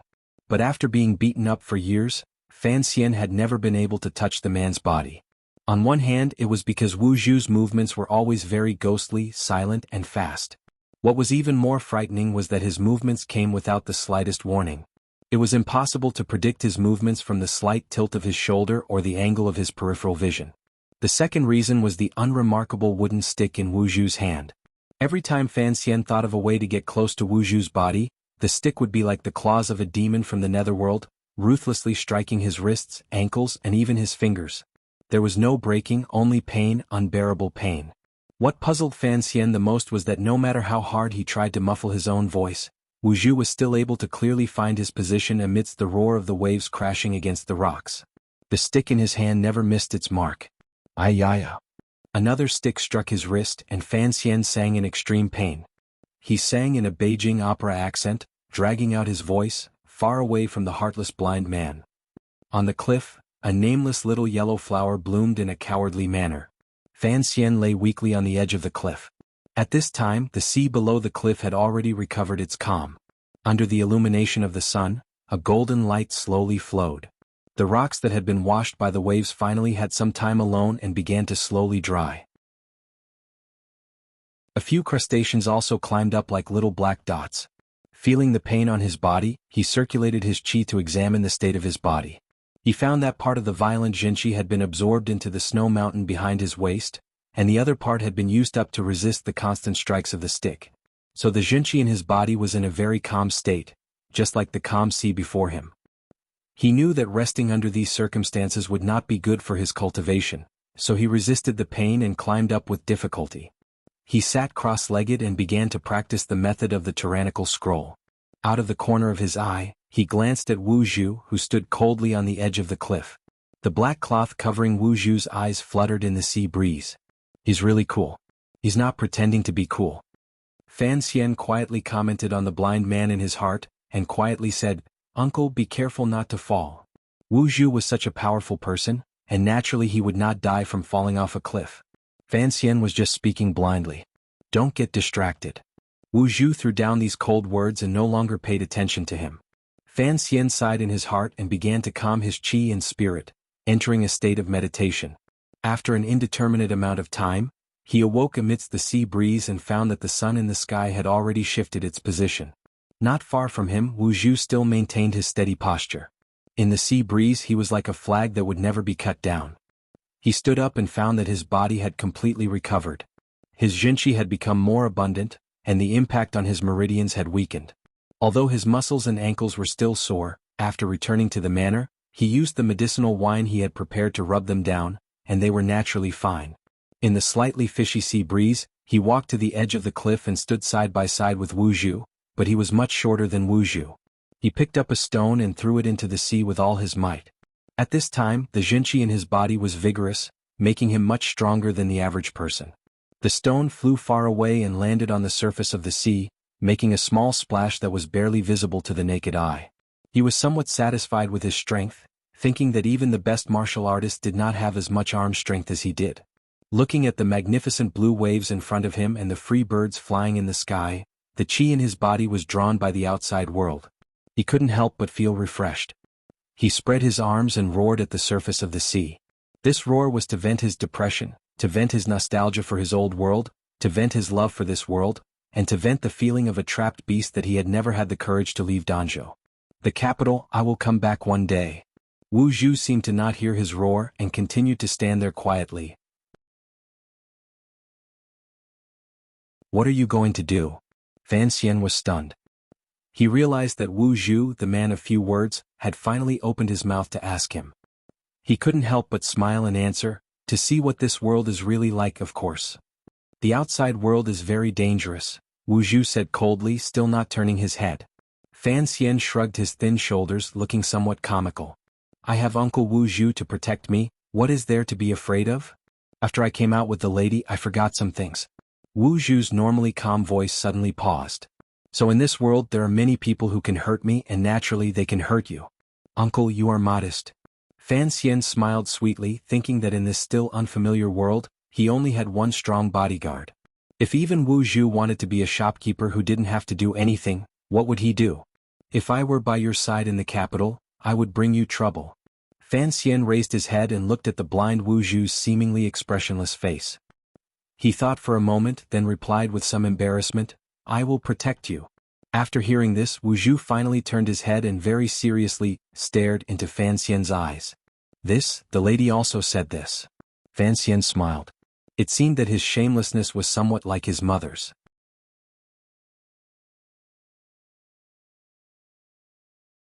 Chapter 22. Why do you want to see what this world is like? Wuxia seemed to be thinking about something. Where you are standing right now, isn't it part of this world? Fan Xian didn't know how to answer. Since he came from another world, he was naturally interested in many aspects of this world. And the question that had been bothering him for the longest time was, how did he come to this world? 6 years ago, when teacher Fei Jie was still teaching in Danzhou, he had mentioned the temple. At the time, Fan Xian had thought that for him, a dying patient on earth, to become this young man, other than a miracle, what other explanation could there be? So he was very curious about the temple and wanted to see what was there. As for the capital, it was also a place he wanted to go. He didn't know if Fan Ruoruo would be able to live a happy life under the tyranny of her stepmother. And after being separated from Fei Jie for a few years, he also wanted to visit that cute, perverted old man. Most importantly, in his previous life he had been bedridden for a long time, and in this life he had been trapped in Danzhou as a child for a long time. In contrast to his current life, a fire began to burn in Fan Xian's heart. This fire was enough to burn his spirit and stimulate his desires. He wanted to do something, to obtain something. Peace and ambition, power and happiness, love and beauty, these were not words that matched and were even incompatible with each other. They flashed through his mind like floating lights. After thinking for a long time, he carefully replied, if people only have one life, then they need to see different things and meet different people.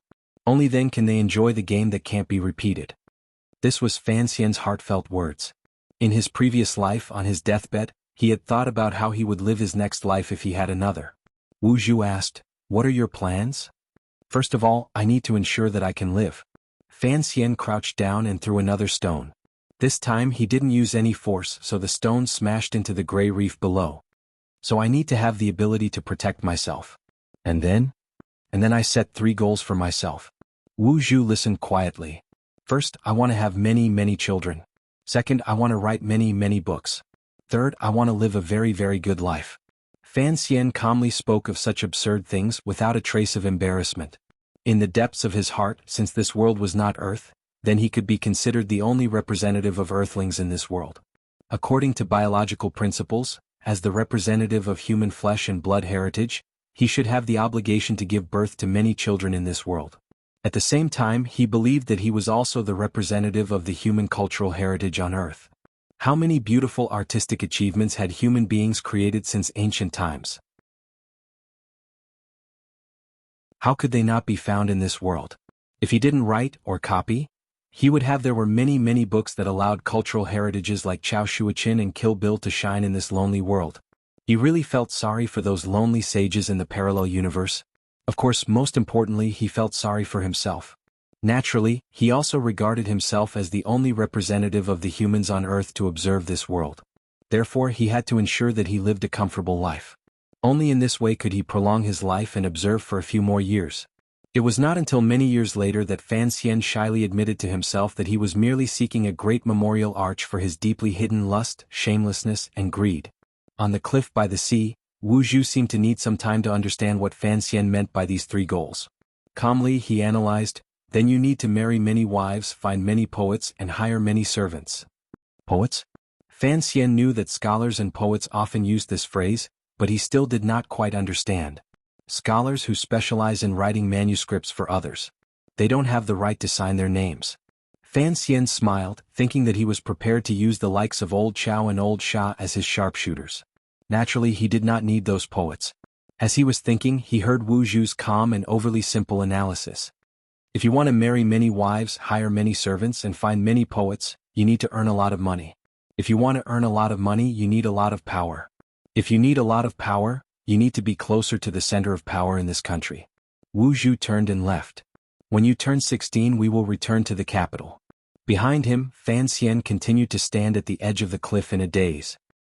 He thought to himself that he had only revealed a few of his thoughts that were not too excessive. How could this powerful warrior, who had some mental issues, infer that it was related to the power of a country? And he had so decisively made the decision to return to the capital. Fan Xian naturally remembered that on the day he was born into this world, Wu Zhu had carried him out of the capital. He slapped his face hard to get rid of this feeling of not knowing whether to laugh or cry. He ran to catch up and said with a smile, "Uncle, I've confided in you. Shouldn't you give me something in return?" "What do you want to know?" "About my mother. Why are we being hunted in the capital?" "I will tell you everything about Miss when you turn 16. This is Miss Lastwill. As for the people who are hunting us, you don't need to know because they all died 10 years ago." By the time they returned to Danzhou Harbor, it was already noon. Fan Xian and Wu Zhu parted ways outside the city and entered the city alone.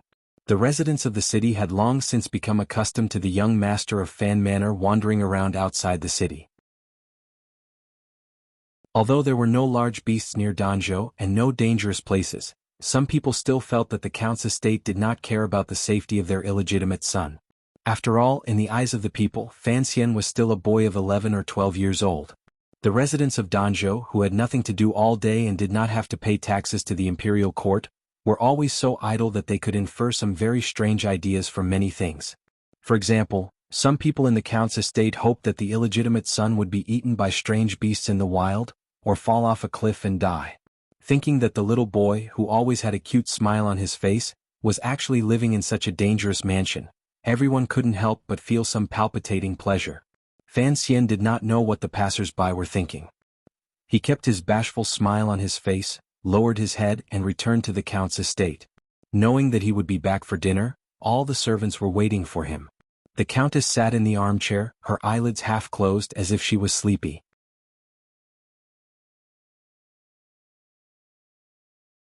Chapter 23. "The young master is back," shouted a servant. Immediately, all the servants began to move and began to prepare lunch. A large table was placed in the middle of the hall.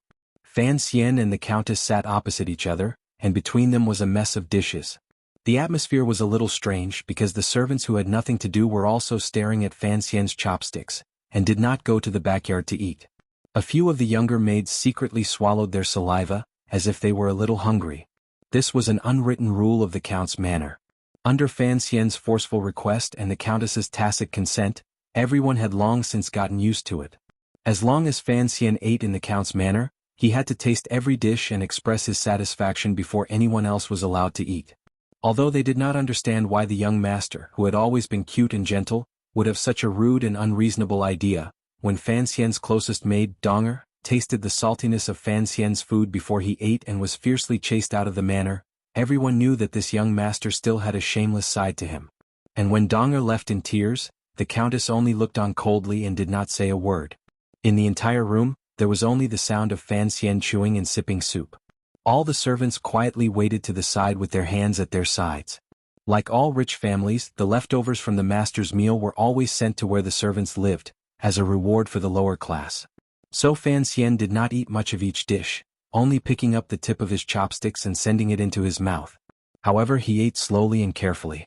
His thin lips were pursed, and it looked like two rays of clear light were opening and closing. The Countess of the Countess's Countess kept stroking a statue in her hand, her mouth slightly muttering a prayer, but no sound came out. After a long time, Fan Xian finally finished tasting all the dishes. He smiled sweetly and his eyes shone with a gentle light. He pointed at the stir-fried bamboo wormwood on the table and ordered the servants, "I like this dish." The servants and maids breathed a sigh of relief and hurriedly began to refill the food. Those who did not have any official duties could finally go to the backyard to eat, but another servant went to the kitchen and brought all the stir-fried bamboo wormwood to the hall, placing it in front of Fan Xian. "Grandma, please have dinner." Fan Xian stood and bowed respectfully to the old woman. He then accepted the bowl with both hands and politely placed it in front of the old woman. As for himself, he held a bowl of rice and continuously picked up the stir-fried bamboo wormwood from the plate. As he chewed, a trace of a smile flashed through his eyes. However, that smile on his beautiful face was particularly strange, as if he had finally found something he had been looking for a long time. But for some reason, when the maids who were waiting at the side saw the smile on this 12-year-old boy's face, they thought of the heavy slap that housekeeper Zhou had suffered in the morning, and their hearts felt cold for no reason. "I'll take it back to my room." Fan Xian spoke to the servant girls beside him, and then carried the plate of stir-fried bamboo wormwood and a bowl of white rice to his own bedroom in the side courtyard. At this time, the old woman had not yet finished eating, and it was very impolite for a junior to leave the table. But the old woman did not say anything. Back in his room, he took out some vomiting powder and swallowed it. Then he stuck his fingers into his throat and dug with all his might. Finally, he spat out the remains of the food. Not daring to tarry, he took out a few of his own pills from a drawer and swallowed them with clean water. He then circulated his jinqi throughout his body and found that there seemed to be no problem. Only then did he relax. He looked at the stir-fried bamboo wormwood on the plate and smiled bitterly.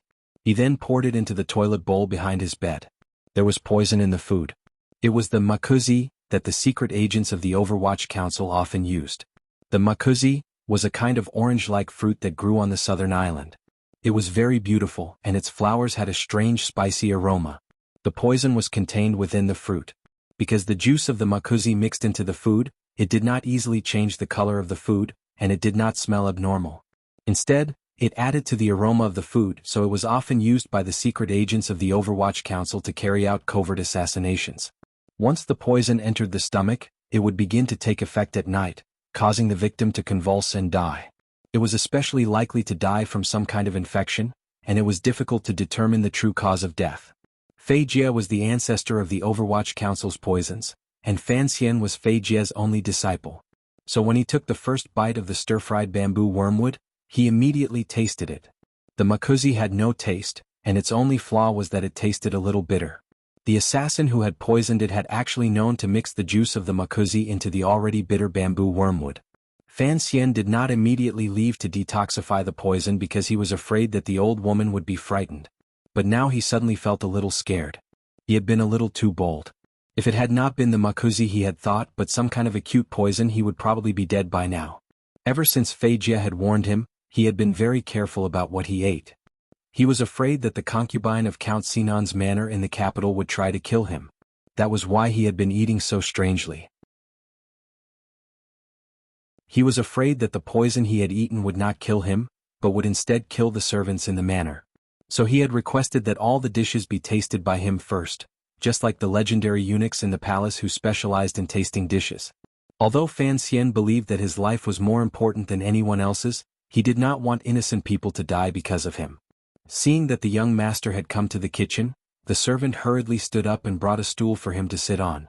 "Young master," he asked with a smile, "did you not have enough just now? Would you like some more?" Fan Xian laughed. "I like the stir-fried bamboo wormwood," he said. The cook stood to the side and laughed. "As long as the young master likes it." "Yes, it's quite fresh. When did you buy it?"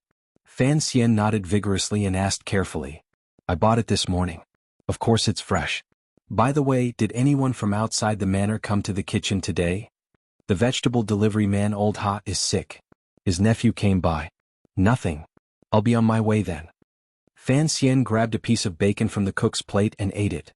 As he chewed, he smiled shyly. "Don't tell Granny that I came to the kitchen to steal food." Watching the little boy leave the kitchen, the servants began to talk among themselves. They all said that the count's illegitimate son was a good person, without the slightest of the bad habits of a powerful family. Except, his eating habits were a bit too much. In a narrow street in Danzhou Harbor, Fan Xian hooked his fingers on the back wall of a building. With a push of his arm, he climbed in like a civet. This was the home of Old Ha, the vegetable delivery man. There were only a dozen or so people in the count's manor. Aside from a new batch of maids, they were all locals. After so many years, there was nothing to be suspicious about. Although Fan Xian had seen Old Ha before, hearing that he had fallen ill at such a strange time, he knew something was off. Old Ha's room was dark, but in Fan Xian's eyes, it was as bright as day. He quietly walked into the room, and his nose picked up the scent of blood.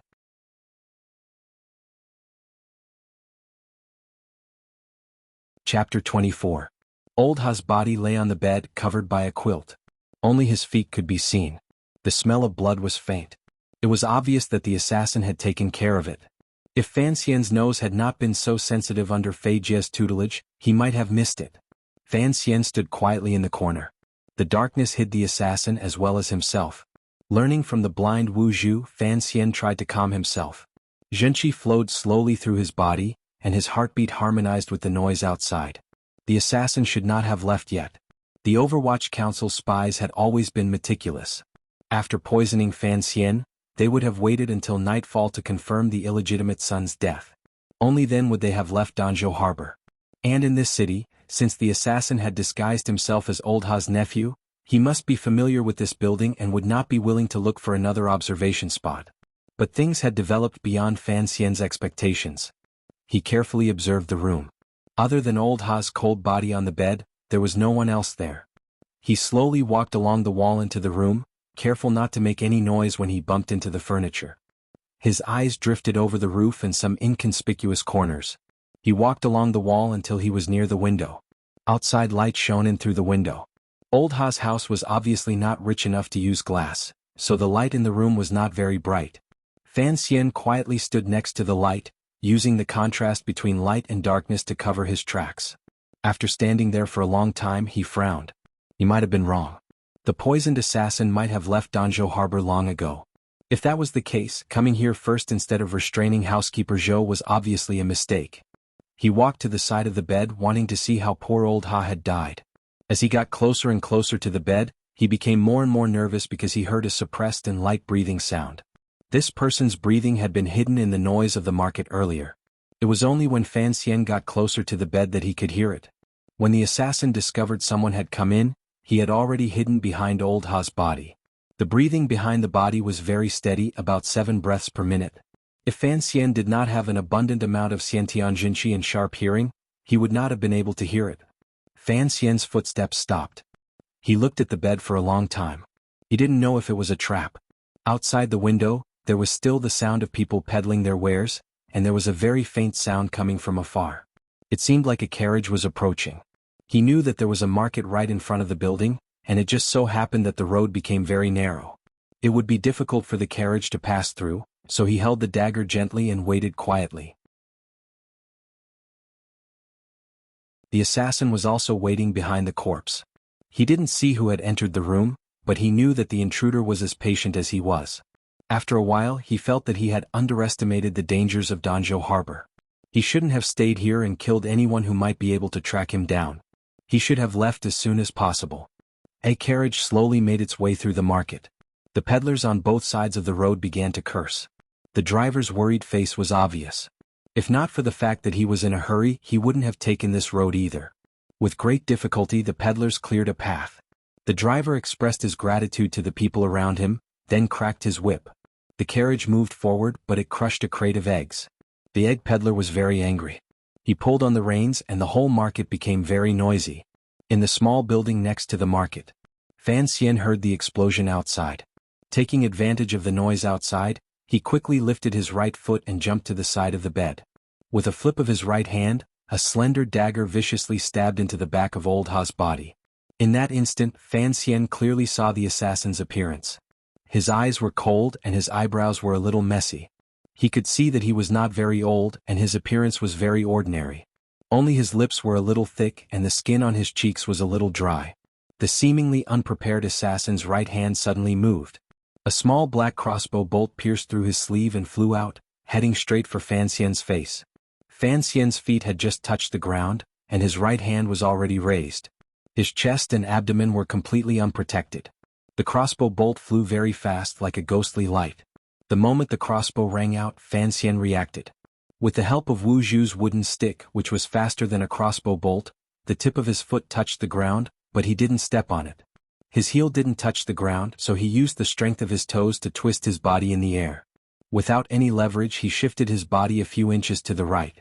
The crossbow bolt narrowly missed Fan Xian's left cheek and shot deep into the wooden beam of the roof with a dull thud. The assassin's face was full of shock. He didn't expect the newcomer to be the beautiful young man who should have been poisoned to death. He didn't expect the young man to be able to dodge a crossbow shot at such a close range. At this moment, the slender dagger in Fan Xian's hand had already followed the direction of the twisting body and ruthlessly pierced into the assassin's body. It made a very unpleasant sound like the sound of a kitchen knife cutting into pork. Unfortunately, in order to dodge the crossbow bolt, Fan Xian's hand was a little off course. The slender dagger only pierced into the assassin's shoulder, but didn't kill him. The assassin bounced off the bed like an eel in water. His left hand flashed and he prepared to give Fan Xian a fatal blow. But the pain in his shoulder and the downward force caused him to involuntarily fall back down. The fingers holding the crossbow let go. When he got up, he was already prepared for the pain in his shoulder, but he didn't expect it to be so severe. Furthermore, the young boy's dagger had actually pierced through his shoulder and stabbed into the bed frame, pinning his body to the ground. The assassin's movements failed, and Fan Xian's left hand quickly grabbed the assassin's throat. The assassin's plain face finally showed the fear of death. His thick lips parted slightly as if he was about to say something. Fan Xian's heart shrank and he felt a slight chill. He didn't give the assassin a chance to speak or fight back. He tightened his grip, and with a crack, the assassin's neck was broken. His head tilted to the side and he died on the spot. His hand was still on the assassin's broken neck for a while. He felt the bones break and the blood that seeped out gradually grew cold. Finally, he withdrew his hand and began to half-crouch, gasping for breath.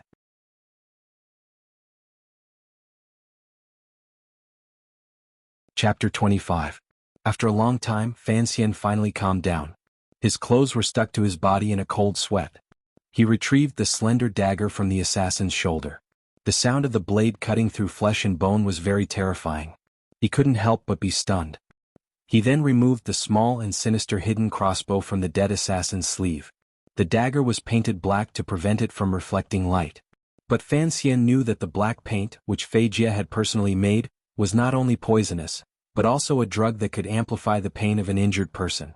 He carefully sheathed the dagger in a sheath made of hard camel skin. He looked at the assassin's corpse on the bed and the feet of Old Ha, who was delivering vegetables. Then he turned and left. He pushed open the door. The blind Wu Zhu was standing quietly at the corner of the stairs. His voice came to him. "What if no carriage comes?" Fan Xian lowered his head and was silent for a long time. He had finally overcome the terrible feeling of killing someone for the first time. He raised his head and smiled. "I will wait for you to come." He still climbed down the back wall. The training he had put into climbing the cliff outside Danzhou harbor had finally paid off today. Fan Xian's feet touched the ground and he walked forward. He knew that Wu Zhu would definitely leave him, and if he was in danger again, Wu Zhu would appear again. Walking in the market, he was still silent. His right hand, which hung by his thigh, trembled slightly. He dragged his heavy footsteps to one end of the market and stopped in front of a stall. It was a tofu stall.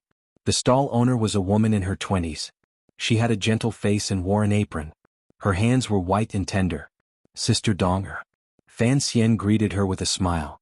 This was Donger, the maid he had chased out of the count's manor. When he was very young, Fan Xian would often lie in her arms and sleep, and their relationship had always been very good. After Donger left the manor, she set up a tofu stall in the market, so Fan Xian would often come here to buy tofu. When Donger saw him, a gentle smile appeared on her face. She led him in. "Young master, why are you here?" As he sat on a small stool, another resident came to buy tofu. Donger looked at him with some difficulty. Fan Xian nodded and told her to look after her business. Turning around, he found a crib behind the stall. On the crib sat a little girl about 2 or 3 years old. Her cheeks were rosy, and she was stretching out her clumsy hands to play with the little bell tied to the crib. Fan Xian reached out and picked up the little girl, playing with her. Donger turned around and saw it. She hurriedly came forward and took it into her arms. She complained, "Don't dirty your clothes. When we get back, you'll have to let those maids wash them again." Fan Xian chuckled and said, "Sister Donger, when I was your daughter's age, didn't you hug me every day?" Donger smiled and said, "My young master, how can you compare with us servants?" It was a little strange. Donger had been chased out of the count's manor by Fan Xian because she had tried the salty and bland food before Fan Xian. But from her tone, it seemed that she did not hold a grudge against the little boy. Fan Xian scratched his head, not knowing what to say. Donger seemed to see that he was in a bad mood, so she teased her daughter and called out, "Call me young master, young master. Call me uncle," Fan Xian insisted. He sat in the tofu stall for a long time, watching Donger cut the tofu, weigh it, wrap it in paper, and teasing the little girl next to her to call him uncle.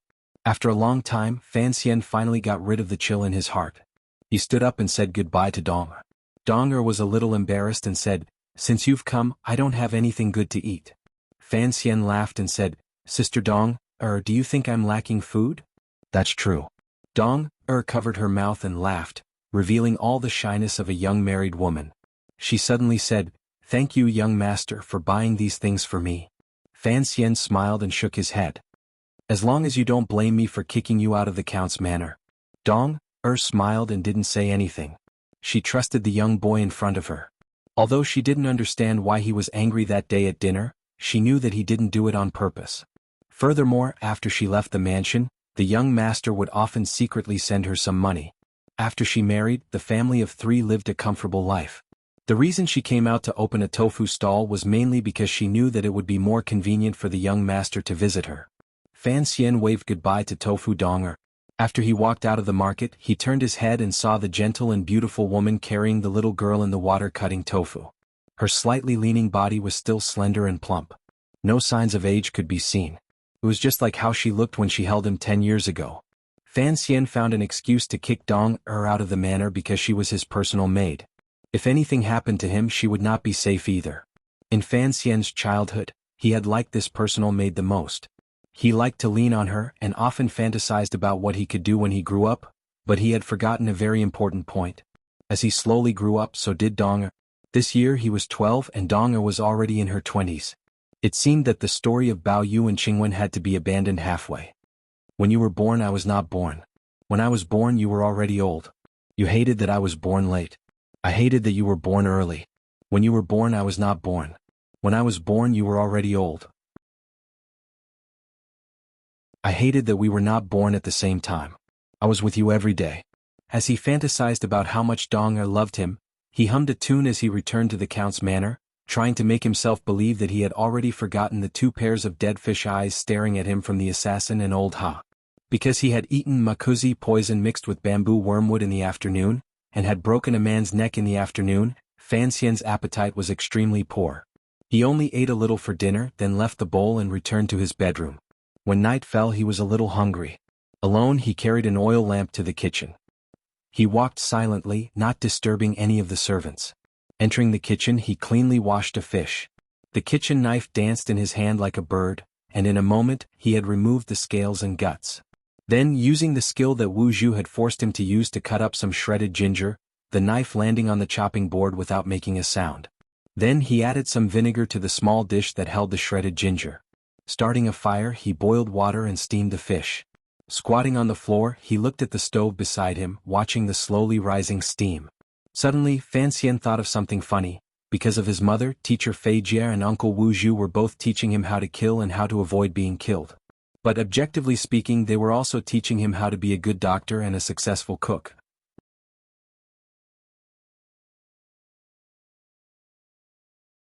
Chapter 26.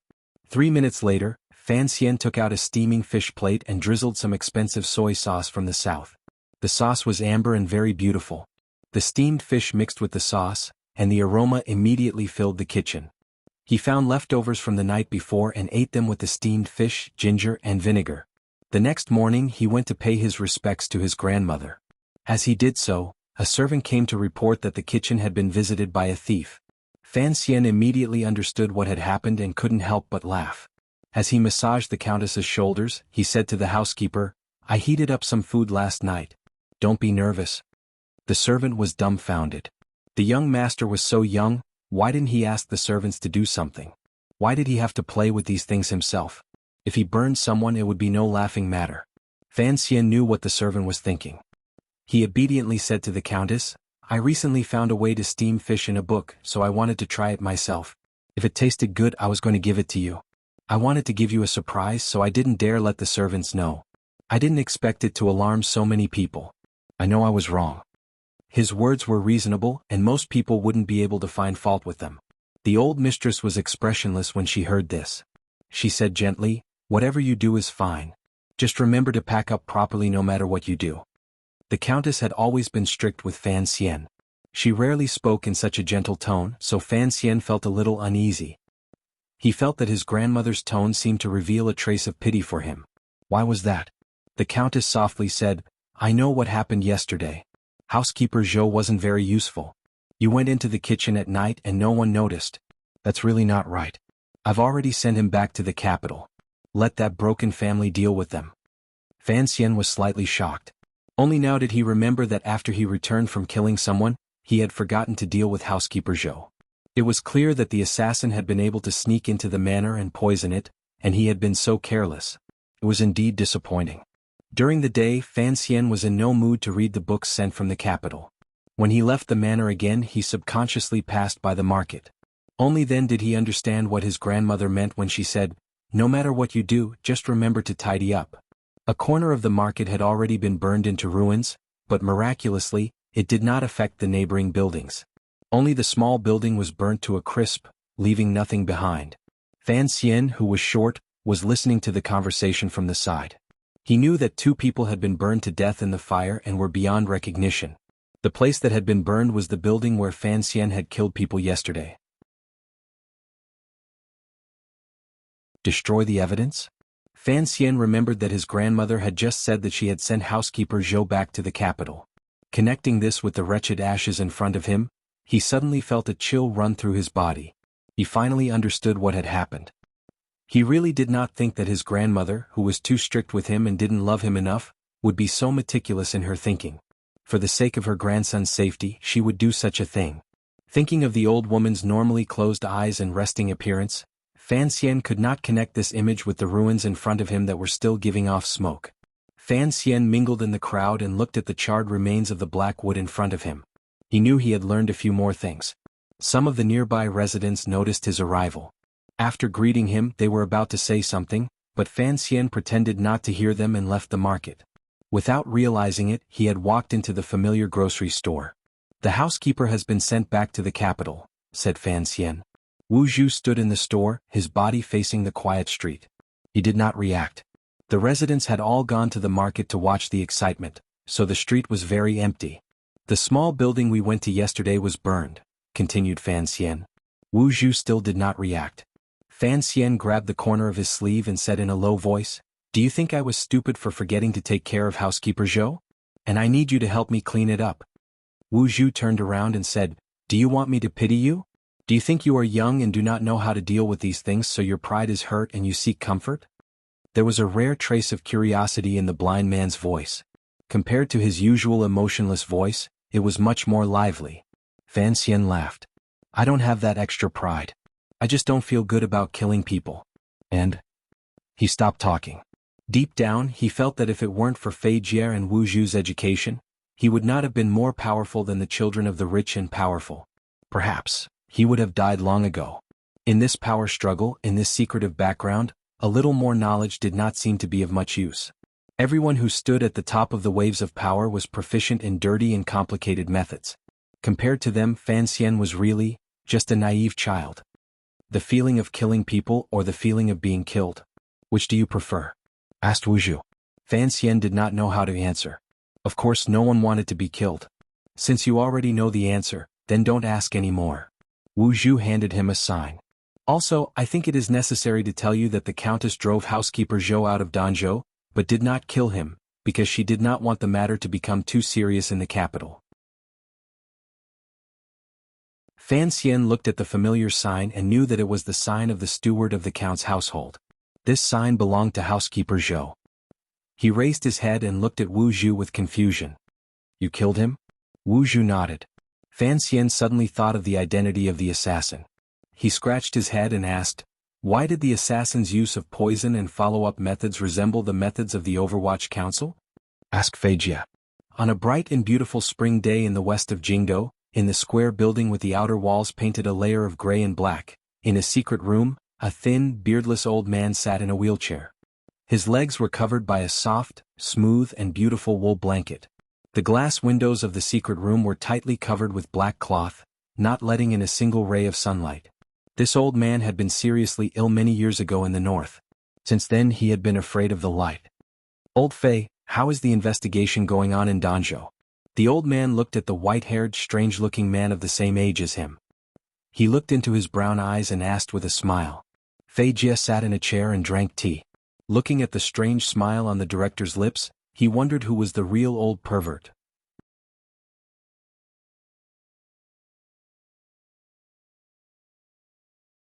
Chapter 27. Most of the government offices in the capital were concentrated in the area to the east of Tianhe Avenue. There were not many commoners living there, and the road was particularly wide. On both sides of the road were many beautiful or grand wooden buildings. These buildings were the scattered centers that controlled the power of the country. For example, the old military headquarters was located at the entrance of the road, with a giant stone lion. Every day, it faced the rising sun, baring its fangs and brandishing its claws. In the light and shadow, it looked strange like a giant prehistoric beast. It did not reflect the military might of the Qin kingdom. The true center of power in the Qin kingdom was deep in the palace in the north of the city. The buildings in the palace were not as tall as the government offices, except for the watchtower that towered into the sky. However, the thick palace walls and the incomparably vast plaza created an extremely sacred feeling. The officials of the kingdom of Qin all knew that the brilliant and astute emperor of the royal palace would not dwell on the specifics of officialdom. Thus, to them, the most terrifying place in the entire bureaucracy of the kingdom of Qin, and the place with the most power, was neither the yamen nor the royal palace. It was the square building in the west of the city, with its outer walls painted with a layer of gray and black. It looked sinister and terrifying. The Overwatch Council was located there. The Qin kingdom implemented a system of 3 departments and 6 departments. The 3 departments were the Overwatch Council, the Ministry of Education, and the Ministry of Military Affairs, which had been upgraded from the old military headquarters.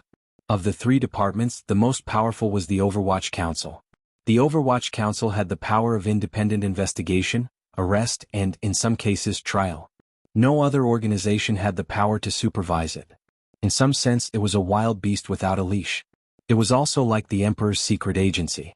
No, it should be said that the Overwatch Council was a secret agency that the Emperor had placed in the open. However, the officials of the Qin kingdom were always deeply worried. The current emperor was talented and could subdue the sinister Director Qin and the Overwatch Council's countless secret agents and terrifying power. But what if, in the future, who would pull the reins of this ferocious beast? Furthermore, the officials who had suffered under the Overwatch Council always cursed in their hearts. The Overwatch Council was not a wild beast, but a sinister and despicable wild dog. At that moment, in that dark room of the Overwatch Council, there was a quiet and secret conversation going on. The assassins in the Danzhou fire were indeed part of the council, and were under the jurisdiction of Dongshan Road. The 4th Bureau had always been in charge of the organization's affairs in other places. The Internal Affairs Division found out that an official of the 4th Division is a distant relative of the second wife of the master's family, so this mission should be arranged as such. Fei Jie looked at the director and said in a hoarse voice, "Identity?" This was what the old man was most concerned about. Fei Jie squinted, his brown eyes full of uncertainty. "I believe that among the 8 people who know about this, no one will leak it. Although Master Wu was the lady's personal attendant, he rarely fought. Today no one in the world has seen him in person. The only person he has met is Yi Luyun, who is now a grandmaster. It is even more impossible for him to travel to Danzhou. There are no such coincidences in this world, so there is no need to worry about others deducing his identity because of Master Wu." The director's fingers were thin and bony, his knuckles protruding. He gently tapped the table and said thoughtfully, "Back then I wanted you to kill all the Black Knights who had seen Wu Zhu that night, and you pleaded with me. Now that I think about it, you were wrong." Fei Jie smiled. His eyes, which had become brown because of too much exposure to poison, flashed with an indescribable light. Many people died that night. Fei Jie, at least on the surface, did not seem to fear the old man in front of him. After all, his status and experience were there. He laughed and said in a hoarse voice, "Unnecessary killing is extremely stupid. Have you forgotten? The lady once said that?" The old man smiled as well, as if thinking of many happy things in the past. But in the midst of this smile, he issued a very sinister order. "Dongshan Road takes orders from the 4th Bureau. Since the documents are all signed, there is no mistake in the procedure, so Dongshan Road does not need to take responsibility for this matter. The others can be dealt with as they wish." He smiled and said to himself, "To use my power to kill the people I want to protect, is this a coincidence or are some people testing something? That second wife, it seems, is not simple." He continued, "The 4th Bureau's Yen Ruahai did not supervise well, and signed the documents randomly. If it wasn't his own son, he would kill blindly and cause trouble. Stop his salary for 3 years and send his eldest son Yen Bingyun to the north. He will only be allowed to return when he gets his hands on 2 high-grade goods." Having said this, the director picked up the document that the Ministry of Internal Affairs had already drafted, and wrote down the final conclusion.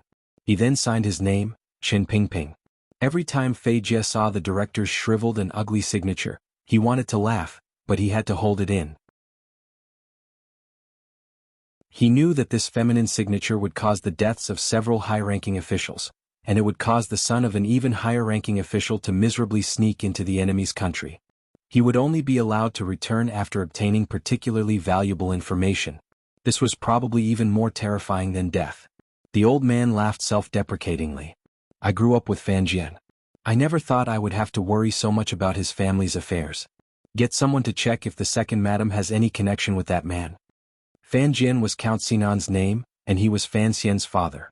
Fei Jie frowned and his brown eyes trembled. "Impossible. They must have thought that the baby died long ago." "You misunderstand me. I also believe that they have no way of knowing that Fan Xian is the young lady's son." The director smiled. "His Majesty has always requested that the nobility and civil officials keep their distance from us. Sending you to Danzhou all those years ago was done discreetly, but it was still possible that they would find out.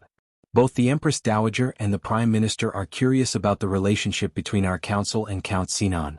Those forces hiding in the dark are using the second wife's hand to test us and Sir Fan's reaction to this matter. It is only right that we do not overreact. Do you understand?" Fei Jie suddenly had a suspicion.